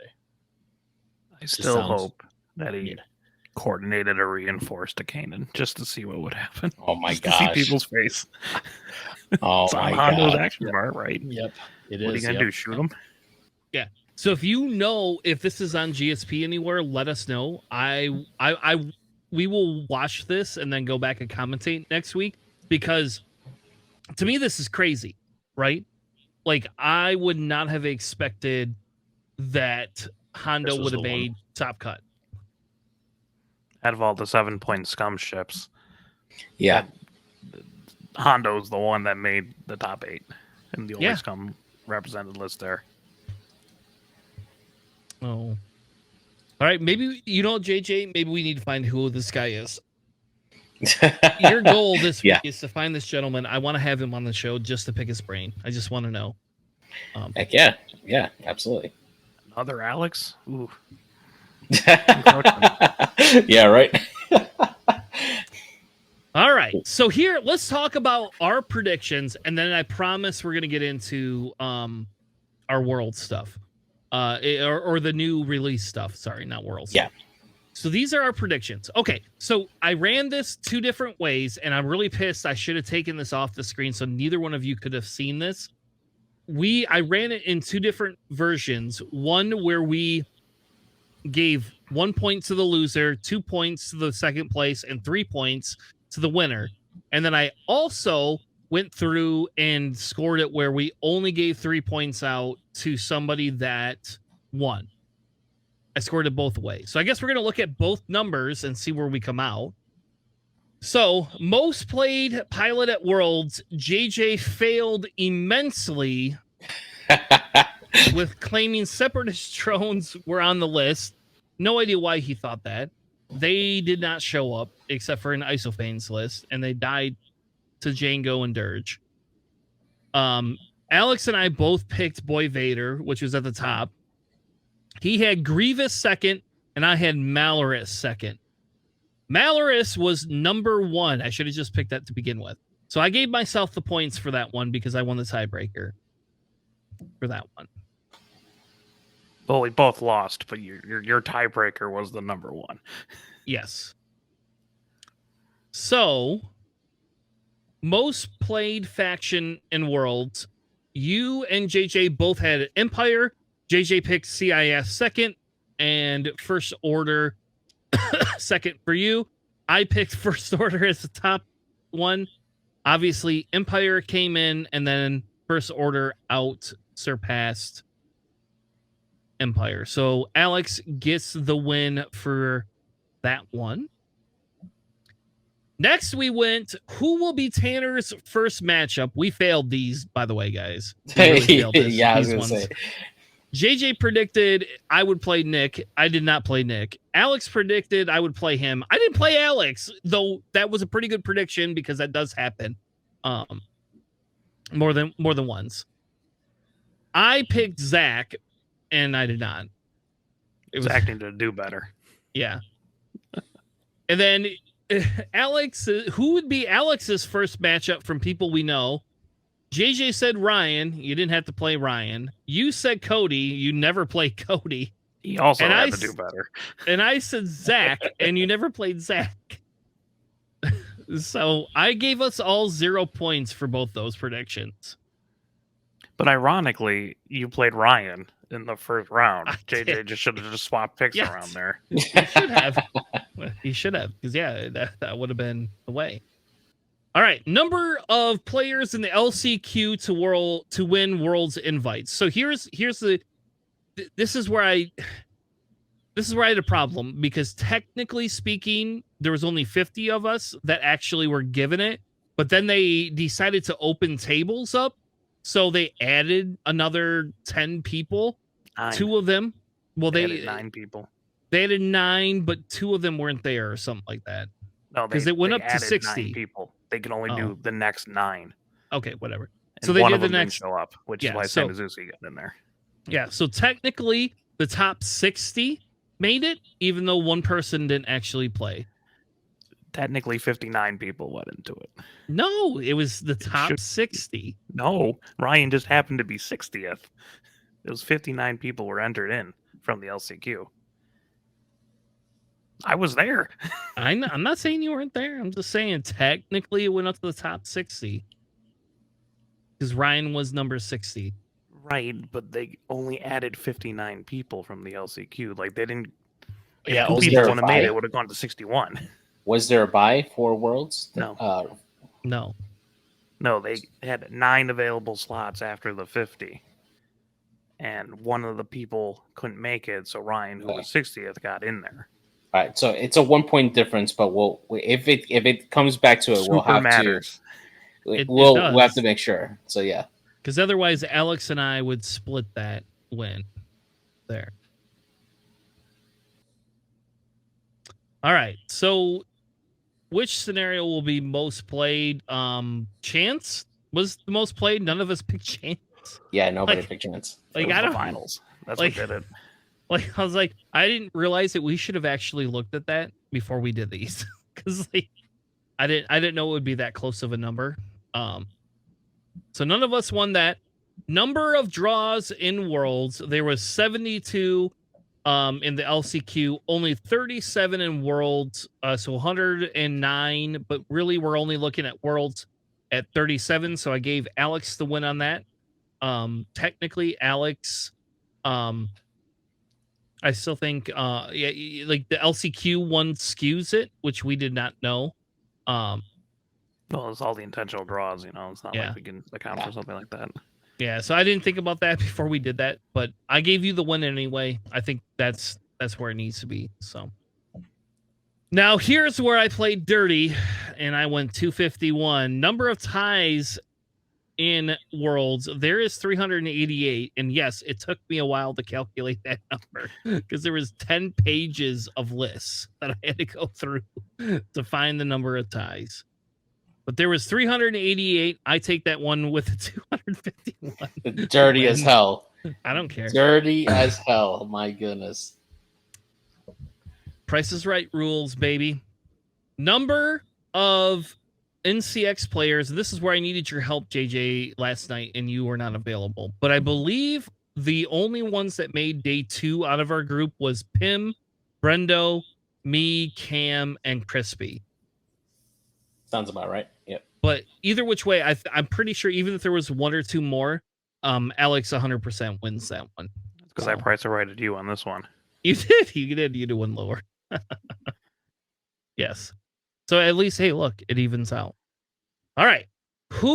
Which player will Greg call a coward first in the LCQ? So Greg said to me, he said anybody who takes an ID is a coward. JJ said Nick Sperry. Alex said Zach, and I said me.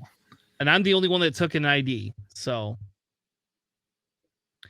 Greg did not show up for Worlds. So I picked me, so I'm going with me because technically Greg called me a coward for taking an ID. So I don't know. If he wasn't at Worlds, he wasn't at Worlds. I'm just saying, like, technically speaking, I'm the only one Greg called the coward. Period. In the LCQ, yeah. No, he didn't specify it for the LCQ, technically speaking. He just called people who take IDs cowards. Did you take an ID in Worlds? I tried to.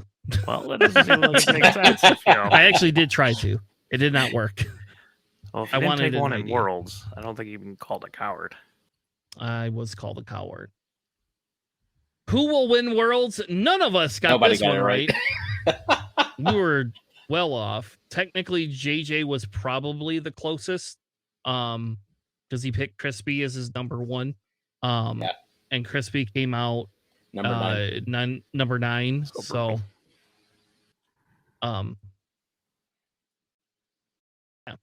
factions to win Worlds. JJ said First Order. Alex said Republic. I said CIS.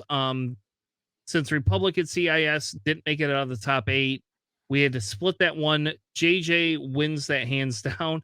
JJ also wins the runner-up faction in Worlds, which was Empire. I was CIS. You were First Order. I don't like again. All these things. The 2. I got the other faction on the table. Yeah, but they weren't the runner-up though. They were the winner, and they never made runner-up or came anywhere close because they only had one person running at that. So we have split the points then, not you get more. Technically speaking, your runner-up in Worlds did not exist. Technically Same with speaking. yours. Mine was the closest to the runner-up. Yours won. You should have picked it to win, damn it. Okay. Top Cut faction breakdown. JJ, Alex handily wanted that one. Yeah, you predicted that a lot better than all of us. I gave you a half point right win for First Order and Rebel, because you were the closest predictor for Rebel. JJ and I both said there would be no Rebels. Yeah, you guys both said no Rebel. Yeah. Only JJ and I said Scum. I don't know what you guys were thinking. Yep. You're right. Hands down, you got the tiebreaker. That was your tiebreaker, by the way, for that win. So you beat JJ out on that one specifically because you predicted there would be one Rebel. So JJ, so if we calculate the points like this, JJ comes in at 19, and then you and I tie at 23 and a half. So what you're saying is that I need to take my card, cut it in half, and mail you each half the card? Yeah, you're plastic one. Because now we're going to look at the faction breakdown if we just give out wins, right? So let's scroll all the way down. We don't have to go through all those numbers again. If we just give out wins, Alex and I technically would tie again. So if you take Greg's prediction out of what it is, Alex and I would tie again. If we do take only wins, I technically win. But since I'm the host and I'm going to be a nice guy, I'm going to concede and I'm going to give Alex the win because in fairness, I won out on a bullshit prediction comparatively versus real predictions. My prediction wins were over. Greg was my winner. So I will concede the title to Alex and say Alex has won prediction. Planning Face Syndicate winner. Thanks. I'll still give you the Grievous Altard though. I'll get one for JJ too, other than the Wampa that I promised him. Yes, and you'll get this lovely double-sided Kylo Ren and Rook card. Yeah. I'll send that over to you, sir. Congrats on the win. I don't even remember what one I picked. What one did I give you? Ahsoka. Ahsoka. My girl. All right. Yeah, Ahsoka. Yeah. There he goes. I'll surprise JJ with the card. He won't see it coming. All right, guys. Do you want to do the new stuff that was released? All right. Yes, let's do it. And I apologize, Matt. You should have joined us last week for predictions.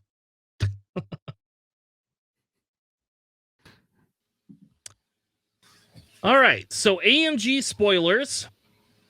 What we're gonna do is, so I don't know. So did either Matt or Alex, did you guys watch any of the spoiler streams at all? Matt's muted, so we can't hear anything. Yeah, Matt, you're muted. You muted yourself, Matt. Oh, sorry. I didn't want to while you guys are doing your thing. We watched a little bit while we were in the car. I think we jumped in right after Dash was announced. Okay. Yeah, we were driving back at the time, and he just hooked it up to my car audio, and we just listened to it.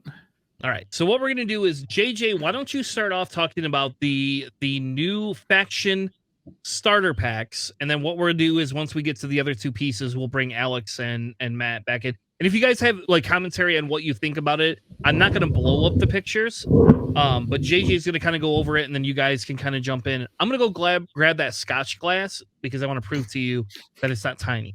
So y'all can stop seeing this tiny. God damn it. All right, awesome. So we got the two new core sets announced here for the Rebellion and for the Galactic Empire here. For the Rebellion one, we have a little bit of a mix here. We got an X-Wing, a Y-Wing, and two A-Wings to be in the box there. There was a photo of it showing the rear, showing that they'll have 7 standard loadout cards. Now, this pack is intended to be a straight out of the box. You have a 20-point squad. Just go and play. You have all your dice, your dials, your templates, and everything, and your pilot set up for you to just set up and play. Too. And they have a round tracker as well, And which is actually objective fantastic. tokens. That's the big Yeah, part. yeah, which Custom is really pack. great. Yeah, and they did say that this is expected to retail at $80, $80 right out the box, which is actually a fantastic deal. If you think about each individual one of these ships is $20 alone, not including any dice, any damage deck, or anything like that. This is actually a really, really good deal if you're starting out there. Now, they did specify for both of these that this will have nothing new in terms of upgrades. The only thing that is technically new will be the standard loadout cards that will be included in this pack here. However, all of the upgrades that are on the standard loadout cards are going to be something that you could build on your own if you want to. It is intended for newer players to just open and go. Now, that being said, we don't know what the cost of these cards will be, if they'll have separate costing for it. One of the things that they showed on here was the standard loadout Vader, which has the current X1's Vader's ability where he can spend a force to take an extra action. It also does have 3 shields on it. I am hoping that it does just come in at 7 points, so that way you just, there's no mass migration to go grab that that particular Vader card or that pack just for that Vader card, but we'll see. And it does include both standard loadout cards as well as custom pilot cards on that with some base upgrades on it as well. No release date as of yet for what they've revealed for those core sets, but we know that's coming down later on in the year. Most likely, my guess is it'll be right before Christmas time. That's probably the best time for them to release these out for everybody. Yeah, I wonder if they're just going to price those standard loadout cards like the customizable pilots, or not even price them at all. Like, 'cause they don't have to price them. Like, it's technically like a starter. Like, you don't have to have a tournament saying, you can have a tournament saying, hey, don't use the starter kit things, or whatever, because they have the customizable cards. So, yeah, but I think it's really, really cool. Rebels finally get red A-Wings again. Yes. Well, the 2.0 one, they're the blue one, so that's cool. And also TIE bombers. Look, they're coming back. Finally Finally get some more movie chips then. Yeah, really excited to see the TIE bombers come in there. So the new thing that they announced here, or at least they revealed, was at least the YT-2400 coming back in to standard play here. It'll have its own black box release, and with it, they revealed the new Scum Dash Rendar that's coming in this pack here. And now it is with these new boxes that they've revealed for both the YT-2400 and the TIE Bomber. They will include both standard loadout cards as well as the customizable pilots for those packs there. Now, hold on. What's that? Did they actually say that? Yes, and on the graphic, they actually have the card there as well, the customized pilots card on it. With the old 1.0 Burnout Slam art. So does that mean we're going to get a Lebo crew and a mercenary talent? They didn't specify that. They specified the pilots only. Or a seeker missile? They could, possibly. But they specified only the customized pilots, and the standard loadout pilots will be included in this pack. They didn't go into specifics about any other upgrade for this pack here. Now, they did say that May the 4th, when it comes in, wow, that is a tiny glass on your big hands. Yeah, right. They said that for May 4th, fuck you, it's not a tiny through May 6th, they are going to be revealing more and more information for these packs, specifically like the pilots and upgrades that'll be coming out for these, as well as other announcements that they're making for X-Wing for the rest of the year. It'll probably be the next big announcement until Mini Extravaganza, which will be sometime in September, I believe, probably after Labor Day, till we get more news for X-Wing. But taking a look at the YT-2400, we have the first card here, which is Dash Rendar for the Scum Villainy. Scum Dash Rendar. One of the biggest things right off the bat, if you notice, is that the YT-2400 no longer has a 4-die primary for the turret arc here. It still has 6-hole, 4 shields, and his ability reads: after you gain a red token as a result of moving through an obstacle, or overlapping an obstacle, you may transfer that token to a friendly ship at range 0 to 1. So most people are talking about possibly using this with gas clouds and transferring that out there. For me, I'm actually looking at, if I'm running with people that want stress, I think I paired this with the B-Wing. I would definitely pair this up with like Tenum or like Braylon, who wants those stresses, and just feed them to it. Or if you have Fen round the squad, send it to somebody who doesn't have it, and you can like constantly use that. So that, that's a Scum one, right? Oh, well, I'm sorry. Fenrout crew in Scum. That's what I meant to say. Okay. I'm sorry. Yeah. Right. But also there's the Dash Rendar customizable Rebel pilot card over there on the right, so you can. Yeah, you can do that as well. With other things. But yeah. Hold on though, Alex. Hold on. So there's 3 different verbiages on these dash cards. Yeah, there is. I can't read all of them. Oh yeah, you're right. Yeah, but there's 3. That's fucked up, right? The Scum one is the only one that doesn't have that. Well, I mean, it's not uncommon. I mean, we've had other instances where pilots go to different factions and have different abilities. Captain Nim is probably one of the ones that comes more recent in my mind. Kanan or like Sabine or Han. Sabine, Hera, Lando. Yeah. Which one? So let's just talk about like the Scum one though, right? That sensor blackout ship ability. Huh. Yeah. You perform a primary attack at range 0 to 1, you roll 1 fewer die, so it's just a 3-die gun. Sure, that's fine. Except for range 0, because you wouldn't normally apply that. So then it's 2 dice. Yeah. Which is really on point. And then also, while you defend in range 1, you just roll 1 less die. So you're down to 1 agility there at range 1. Do not be range 1. Yeah, that is absolutely terrible. At least though that they limited that specifically for range 1 and not range 0. Because imagine bumping with a large base and all of a sudden, oops, you've been intimidated. Yeah, right.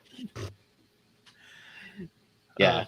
Thankfully, the 1 less defense is only for range 1, but just rolling 2 dice at range 0 just is tragic. Mm-hmm.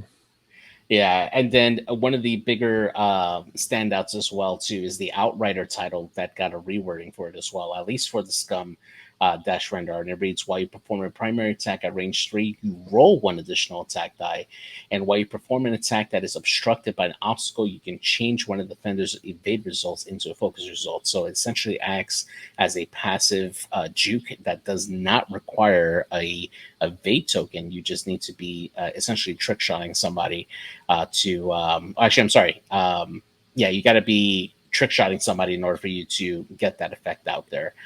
So that essentially makes Dash like really just wants to stay away from the battle. He doesn't want to be in it.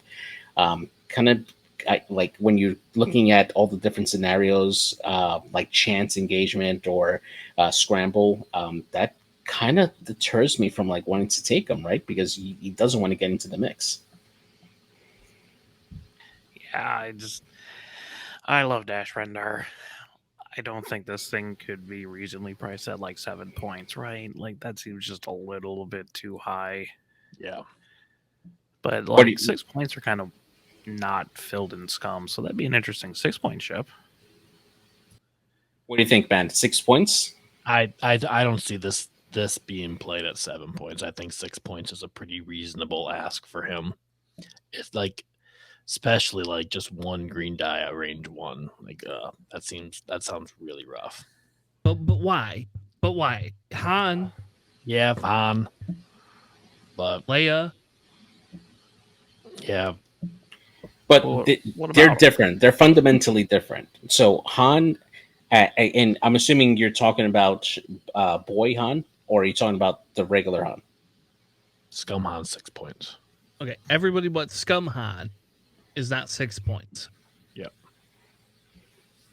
Right. So when you take a look at Han, right, and you take a look at Leia, for instance, which is the other example, Orlando, those are ships that are able to automatically have those passive modifications on their own, right? Han has his rerolls as long as he's around an obstacle. Leia has the Force. You have Lando that's able to coordinate himself or friendly and then take a regular action on a blue maneuver, and they're able to pretty regularly able to have those slots open as well to include other crew members that can give it more tokens to make it more effective. This particular loadout for Dash, and we don't know what his customized loadout will be, but in this particular instance here, he doesn't have that passive mod, right? He either has the focus action, target lock action, which he'll has to do, or he'll have to do a reposition, which if I'm running this dash, I want to make sure that I'm not at range 1 of anybody. So I'm going to sacrifice my mod 9 times out of 10 to make sure that I at least have a better chance of getting a better shot at them, because I'm only rolling 3 attack dice at range 2 to 1, or 2 dice at range 0, or and making sure that I'm not at range 1 anybody, so that way I don't die as quickly. So you're sacrificing yourself for your mod for that positioning, which is very, very important for Dash. So at 7 points, I don't think that it carries that same amount of weight that the other YT 1300s have, that have the ability to carry the crew as well as have their own passive mods with their abilities. It's also a stressful reposition too, and that dial is not good unless they like rework the dial to get rid of that stress. Yeah. Yeah, I mean, also not a large base boost like the Falcon's have, which is so strong. Like the barrel roll very good because you actually bump that range band so you don't get super screwed, but like you just dodge all the arcs if you have a boost. Yeah. Large bases don't arc dodge when they barrel roll generally. You could also run it with Hondo and just coordinate a boost. Yeah. You could. There you go. You solved the matter there, JJ. All right, and then the other pilot that we see in the background, just very slightly, is just Lebo making a comeback here for the Rebellion. Looks like he'll probably have a very similar ability, just based on on what we could barely see up there. But I'm very interested to see if Lebo will end up with some good tech. I've missed Lebo. I actually used to run Lebo a lot for 1.0, and I'm hoping that he has some good stuff. Also, just to go back to Dash Render, sorry, like the Mercenary and the Seeker missiles are pretty, and Lebo itself, like the other upgrades on the ship are pretty good. Like Lebo just lets you repair a damage card that do an action. Yeah, it's pretty good. Mercenary, like another friendly ship dies, you just take one of their green tokens, which I think is super, super cool. Yeah. And the Seeker missiles are actually pretty cool. Yeah. So a quick question on Lebo. Does this make a case for you to run concussion bombs and intentionally flip over a repairable card so that way you can flip it on a later turn when you need it? To do what? Like just take an extra damage? And take a damage, flip it face up, right? And as long as it's a repairable card, you could eventually just Lebo like later on if you need to. Well, the repairing it would just be flipping it over, right? I would just rather not take damage. Well, remember the damage sensor array, right? Not damage sensor array. The one that gives you ions, right? When you do the ion maneuver, you flip that down and you perform an action at that point. You can only do focuses though. Yeah, true. I forgot about that. Broken. Dang it. Yeah. But Seeker missiles, that's great. I definitely like this one here. I hope that we do see it eventually as his own upgrade in this particular pack, or especially with TIE Bombers coming. But this one is a nice little add-on from the Star Wars Squadrons. I love it. I do like the target lock, and then I'll just spend more charges to make the shot actually hit something. Yeah, it's like barrage rockets, but with a target lock almost. Yeah. And moving over to like the customizable dash over there in Rebels. During the engagement phase, you ignore the effects of obstacles that you're overlapping. Yeah, that's really great. Yeah. Isn't that the same thing that he had before? No, before it's if when he moves, he can ignore obstacles during the movement phase. This is engagement. So you take the effects of hitting a rock, but you can shoot off of it. So it's like the opposite of the other dash where you can move through the rocks, you just can't shoot on them. Yeah, it's like staple a bladed plate into him if they let him. Yeah, right. If he has a mod slot, a bladed plate is going to be pretty good if you're going to bring like rocks and debris. Yeah. You can easily put trick shot on that, and he basically is like Tirfon belly run, right? On dash. Yeah. 8 points. I love dash. 8 points. I hate dash. Screw Why? you. Dash is great. I love Nope. dash. Nope. So fun. Nope. He only has 3 attack dice I hope he makes 0 impact. That's what I hope. I will run dash all day. I'm sure you will. I know you will. I will lose, but I will run dash all day. Yeah. All right, so moving on to the TIE Bomber here. We got a review here for Tomix Bren coming back here for the Initiative 5 TIE Bomber pilot here. Now, the stat line hasn't changed here, but they gave him a new ability with this one here. His ability reads, after you perform a barrel roll action, you may spend 2 charges. If you do, you gain a focus token. Now, on the action bar, it comes with a barrel linked into red target lock on this. So you can essentially, very much like Kickback on from the Siege of Coruscant version, you can do that barrel action, and then at that point, the ability queue enters. You can do Tomix's ability and then take the red target lock on there for this action. So do that barrel action, spend 2 charges, get a focus token, and then get a target lock as well. So you can end up with that. Stack it in there either. It's just you gain the focus token. It's not even a focus action. Yeah, exactly. Yeah, that's even better. Yeah, exactly.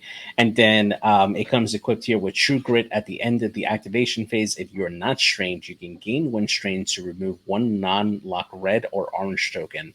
So you can essentially reload if you needed to, and then use True Grit to take away that weapon's disable token and take a shot if you need to. So he always has the ability to shoot either that plasma torp if he has that lock still, or at least his primary. Which is still good.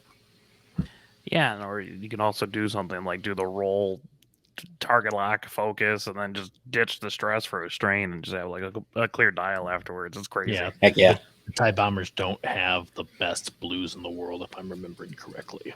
No. No. And set yourself up for a 5K, and then the following turn, oof, perfect. The really cool thing about this Tomax Bren card is that behind it, there's a Captain Jonas card. Yes. And you see the top of his ability, and that looks nuts. After a friendly ship at 0-1 defense, if you have not dropped or launched a device this round, you can launch a device at a 3-bank, 3-straight, or other 3-bank template. Don't know what DOMs he has. Super interesting ability. Any mines or what's the other one? The cloud, the chaff cloud. It better not be. Oh my god! Can you imagine? Oh man, that'd be dope. Oh, you saw one of my buddies just eat this proxy mine out of nowhere. It's like a death fire. You can't launch mines, I thought. It says device. Yeah, with this thing. It says launch a device. Yeah. The bombardment drones launch devices. That's true.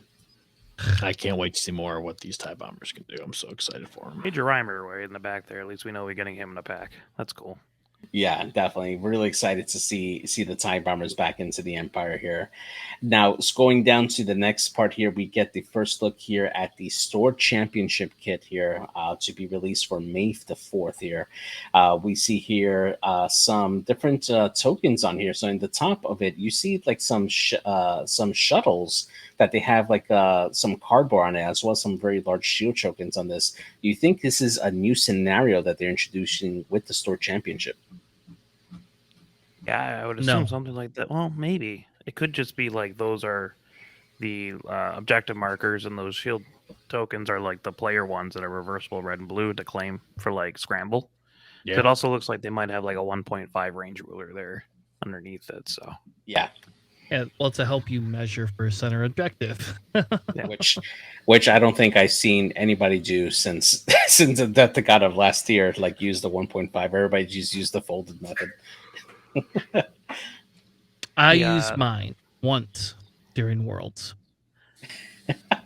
Yeah, nice. The art on these cards though that are coming with this pack is beautiful. I know they look so good. Except for Lapin, which has the wrong initiative still. It's supposed to be a 3, he's a 2 there. What's up with that? Yeah. So I'm definitely excited for this to go down. For those who have followed us for a long time, we are trying to do our yearly tournament called the Planet Face Syndicate Showdown. We are trying to get one later on this year, hopefully in the summer, and we are trying to get our hands on one of these Store Championship kits, so that way we can have our Planet Face Syndicate Showdown be one of these events here for Store Championship. As soon as we get more details, we'll definitely post this out and make sure that we can get as many people signed up as possible, and we'll definitely want to stream this event for our podcast. So it's stand by for that. It'll be great once we get that there. There is also a rumor in the mix, since we have 2 Michigan people on. It's a 40% to 50% chance right now that Michigan GT will have 2 store kits. Ooh, that'd be dope for it. That'd be nuts.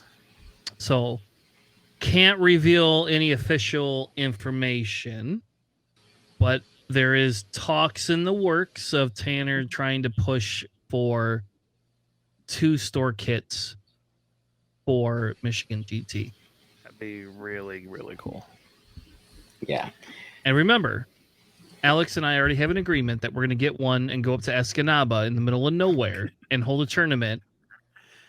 And he's going to let me win. And then that way he can play in the tournament and I can just run the Michigan GT. I won the sport kit out in hell. It was great. You know, it'd be really great for you to win? Dash Rendar. Yeah. All right. So moving on to the next part. This was a surprise announcement because they actually had not talked about this at all, but we have the return of a regional kit here. So we have this as the Children of Mandalore organized play kit here, which does looks like it actually has another scenario on here. So from what I understand here, it looks like this is kind of a variant to Salvage Mission, where the players are trying to collect a best card that's scattered out through the map there. And if you take a look at there, they have the cardboard there for those tokens there for that particular scenario on there. Now, this one here will come with a premium Worlds invite. Now, what that means is for the store championship is that you just get your standard Worlds invite, and they did clarify that is a Worlds invite, not an LCQ qualifier ticket. You go straight into Worlds for it. For the regional event, this premium one gives you a buy, and they didn't specify how that buy specifically works, but I assume that they'll reveal that later on. But the regional invite will give you that buy for Worlds. So that is going to be amazing once they do release this and we get more information there and see some of those cards. Now, the one thing I'm excited about is that card on the right where it has the Darksaber on it. I want that card like right now. Like it's I just want it. You just gotta, they have a similar card in Epic, right? You just can't play it standard. If I could play in standard, what was that? Isn't that the clan training? Like, isn't that clan training? No, they have an Epic. There's an Epic Darksaber. Right.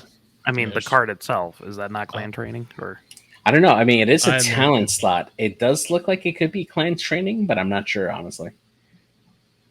It does look like clan training. No, it looks like Sabine clan training does not have the Darksaber. It's just a Mandalorian. Right. The art. Well, I mean, they've switched art before too. Like Agile Gunner. Well, maybe their alt art, full art is not the Agile Gunner that's in the game. So I think that's true. That'd be cool. Clan training for that. Yeah. Also, didn't they say one of the things was going to be like an escort mission kind of objective? Yeah, that might be the store championship scenario. I think, and I think that might be what those shuttles are. That would make a lot of sense. That might be it. Yeah. So then the moving on to the next reveal that they have here was the Battle Over Endor scenario pack that's coming out here soon, which will feature brand new cards, standard Laura cards, as well as a new scenario for everybody to play here. One of the cards that they've revealed here was Wedge Antilles here in the T-65 X-Wing. Now, this one I am really hyped for here. So he is an Initiative 6 pilot here. His stat line did change a little bit. He now has a third shield, and his ability reads, after you perform an attack, you gain 1 focus token. So this actually makes Wedge a little more defensive because he is now free to spend his focuses that he needs on offense and still gaining back. So he's like ZZ, basically. Yeah. And then he... first edition whisper ability. Yeah, exactly. Yeah. So his and the other part of it too is that you just have to perform the attack. It doesn't have to actually hit. So you can spend it you can just perform the attack. If you roll blanks, you just get a second token. It does say after you perform an attack that hits. Oh, I missed it. My bad. I totally read it and missed it. My bad. Yep. Yeah. So the second part of it is the Lock S foils. It says after you perform a boost action, you gain a deplete token. And if you take a look at his action bar, it is new. It's different from the regular T-65s. He has a focus linked into a boost. He has a target lock action and then a barrel roll linked into a red focus token, as well as a regular boost action. And then he has a couple of new upgrades on here. One of them is It's a Trap, which I love the wording on it. It says, while defending, if there are more other friendly ships than enemy ships at range 0 to 1, you may re-roll up to... re-roll one of your blank results. One of your blank results, yeah, there you go. And he also has Predator as well as Advanced Proton Torpedoes and R2A3, which allows him to spend a charge to gain a lock on it, so he can essentially get double modded off the bat there. So it is really, really good. I don't see this Wedge being anything less than 6 points. Better not be. Yeah. I mean, it's so cool. Like he gets like that in the scrum. That is one of the scariest ships because It's a Trap to re-roll blank results. Still has Predator. He's got an APT, and after he does one action, he only got one charge on the droid, but free lock. Just be range 1.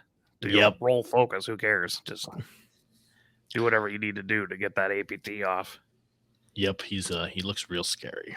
Now, Matt, I was going to ask Matt. So, to your knowledge, is there any other ship in the Rebels that could take away his deplete if he did a boost? Rebel Fenrau crew. Yeah. Isn't that stress only, or is that actual or a red token? I think it's red token. Let me see. Oh man. Mm-hmm. Oh man! Stop trying to break these cards. They haven't come out yet. Stop it.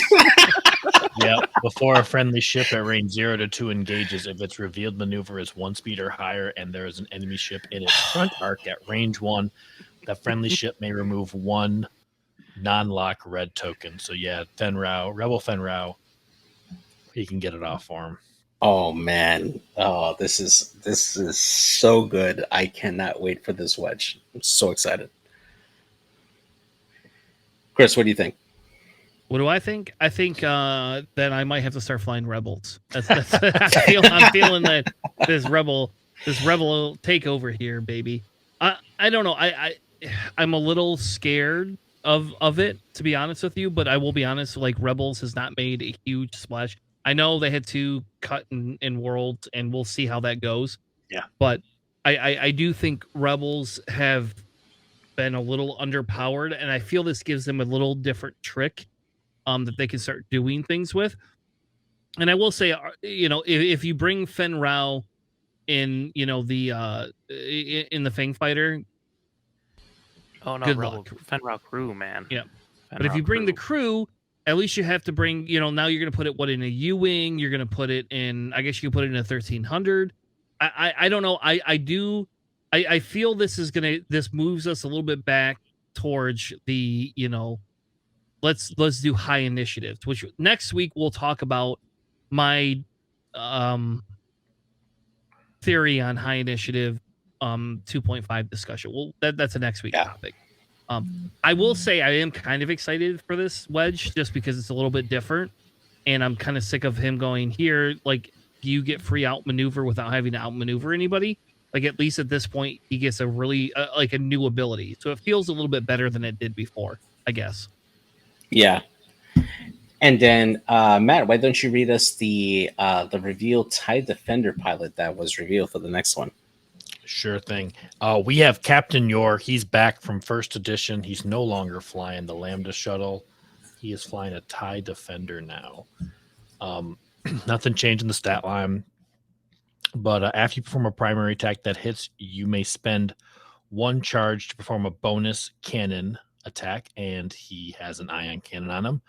But the ship ability is different. They got Chiss Engineering. After you fully execute a speed 3 to 5 maneuver, you may perform a target lock action.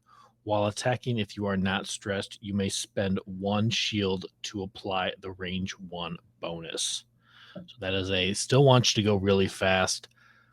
But yeah, I think it's super interesting. And they've got the evade linked into a red barrel roll on their action bar as well, on top of all the other shenanigans that the TIE Defenders have. They got no escape while you perform a primary attack. If there are more friendly ships than other enemy ships at range 0 to 1 of the Defender, you may re-roll one of your blank results. So kind of the opposite of it's a trap. He gets to use it on offense, whereas Wedge uses it on defense. And then he's also loaded up with Predator, that ion cannon, and then computer-assisted handling, 1 charge. After you fully execute a maneuver, you may spend 1 charge to perform a boost or barrel roll action. So once per game, you can boost or barrel roll for free. I think this looks like it could potentially be a lot of fun. No. This is not potentially. This ship is amazing. I like it a lot. Like, hey, they finally made a TIE, like, what is it, altered config, the TIE D or whatever that is? Yeah, the TIE Defender Elite. Yeah, the TIE Elite. They finally made it into a card that's actually playable. Yeah. Yes. I do not know how to explain. I don't know how to say it. I love this card. Like, this is, out of every review or reveal that we had, this is my favorite thing ever. Like, just hands down. Like, now some of it's a little bit selfish because I'm a Defender lover, because I'm a big Thrawn fan, and for me, just the best part about the whole Chiss engineering on there, just like, thank you for the nod, and when will I get Thrawn? Can I get Thrawn in this pack? That's all the fuck I care about is when will I get my Thrawn? I don't care if he flies a Defender. I don't care if he flies a Lambda. I don't care if he's just a crew. Give me Thrawn. For Christ's sake, it has been so long. When this came out, I literally like sent you a message. I'm like, chess engineering. Oh my god, man. I like screamed it out loud when I saw it, man, because I was so excited to see that there. Now, the one thing I just noticed is that evade into barrel for that chassis. That's the first time a Defender has linked actions. So as far as points go, I mean, I know the easiest way to say is like this will be a 7-point Defender. Any way possible, they make this a potential 6 points. Price no. No. Stop, JJ. No. I'm going to tell you right now, no. Not with all those other. If they didn't have all those other abilities, maybe. But you're talking about a double attack, 7 health ship. That no, they could get target locks for free 4K. Triple Defender possibility if you make 6 points. Yeah, no, it'll be a 7-point chip. They cannot lower them to 6 points. So okay, hang on. So here's my rationale for it. Right, it's not getting the free evade. If it uses the Chiss engineering ability, it's automatically taking the damage, right? Because it's spending its own shields in order for it to do that. Right, and then on top of that, only to apply the range 1 bonus. Like you still get the free target locks. Well, the free target lock though would be the computer assisted handling, right? Is that no? The first sentence. The first part of it is 3 to 5. You can perform a lock action. You no longer get an evade. You now get a fucking target lock. Yeah, I missed that part. I thought it was part of the requirement for it, so I misread that. Okay, all right. Yeah. Okay, so at that point, then no way to 6. Then I thought it was linked together that you had to spend the shield in order to get that part. So never mind.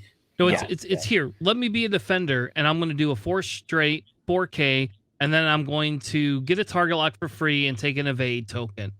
Yeah, the only positive thing is there's no goddamn juke on here, thank God. Yeah, you know, like I'll just bring 2 other Defenders or another ship that has juke. You know, just use that first. It's fine. Yeah, Vader will shoot first. There's no way this is less than 7 points. No way. If they do, we will all be flying there will be an Empire only meta where everybody's like, fuck this shit, we're gonna fly Defender. The real question is, would he be 8 points? Because I can also see him at 8 points with that no escape and the ion cannon and just free locks and stuff. Like, I might still take him at 8. I mean, I won't because it's like the Empire, so you just bring small ships. But no. It's 7 points. This will come in. I predict for $100, it's 7 points. Yeah, that's fair. You know how terrifying an ion cannon is? Like after you already shoot. And Alex, they gave us Boy Vader at 6 points. Yeah, and that was wrong too. Like, okay, well, it shows AMG makes stupid fucking decisions sometimes. And you can do something. That chip engineering doesn't specify primary, so right. you can apply that range bonus with that ion cannon at range 2.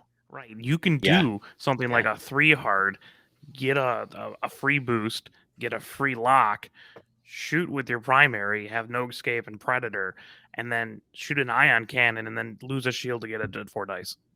Yeah. Seems pretty good. Yeah, you got a point there. Yeah. It'll be 7 points. Want to make a bet, Alex? What do you want to bet? I'll bet you. I got cash. I'm all for this. You want to buy me a pack if it is? There's 2 different philosophies here. I think it'll be 7 points because it's AMG, but I think it should be 8 points. I think Alex. I am in agreement with Alex. I think it should be 8 points, but it will come out at 7.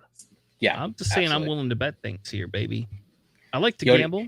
He only bets in cards and alt arts. No, I'm betting in cash this time. I'll bet you a battle over indoor scenario pack. I'm dead serious. Okay. I will bet it. I'll bet that. I will buy you 1 pack if I'm right. If not, you get a free pack. No, it's okay. I don't care enough. All right, awesome. So one of the things that they did mention for this is the scenario itself. They did state that the scenario for a battle above Endor, or over Endor rather, will be the rebellion trying to take out the Superstar Destroyer's bridge, and as part of the scenario features, they will have turbo laser batteries attacking the rebels as they're trying to make their run to take out that bridge. So it's going to be pretty interesting to see how they introduce turbo laser batteries into the bridge, and hey, maybe they'll have it as a something of a future scenario if they do it right. That'll be kind of interesting to see. I hope Arvel just blows everything up, automatically wins. Oh my gosh, right? Just Exactly. escort Arvel over there. That's the battle Arvel, right? That's overlap a bridge, win the game. There you go. See, it's not small glass. Yeah, because you're hiding your giant hand. I know. No, So you can see my giant hand. But also, the very, very thing is the very bottom of it. The last thing is they showed off more gunboat art. They're still teasing people that gunboats are still coming, even though they already announced it. They're coming next year, though.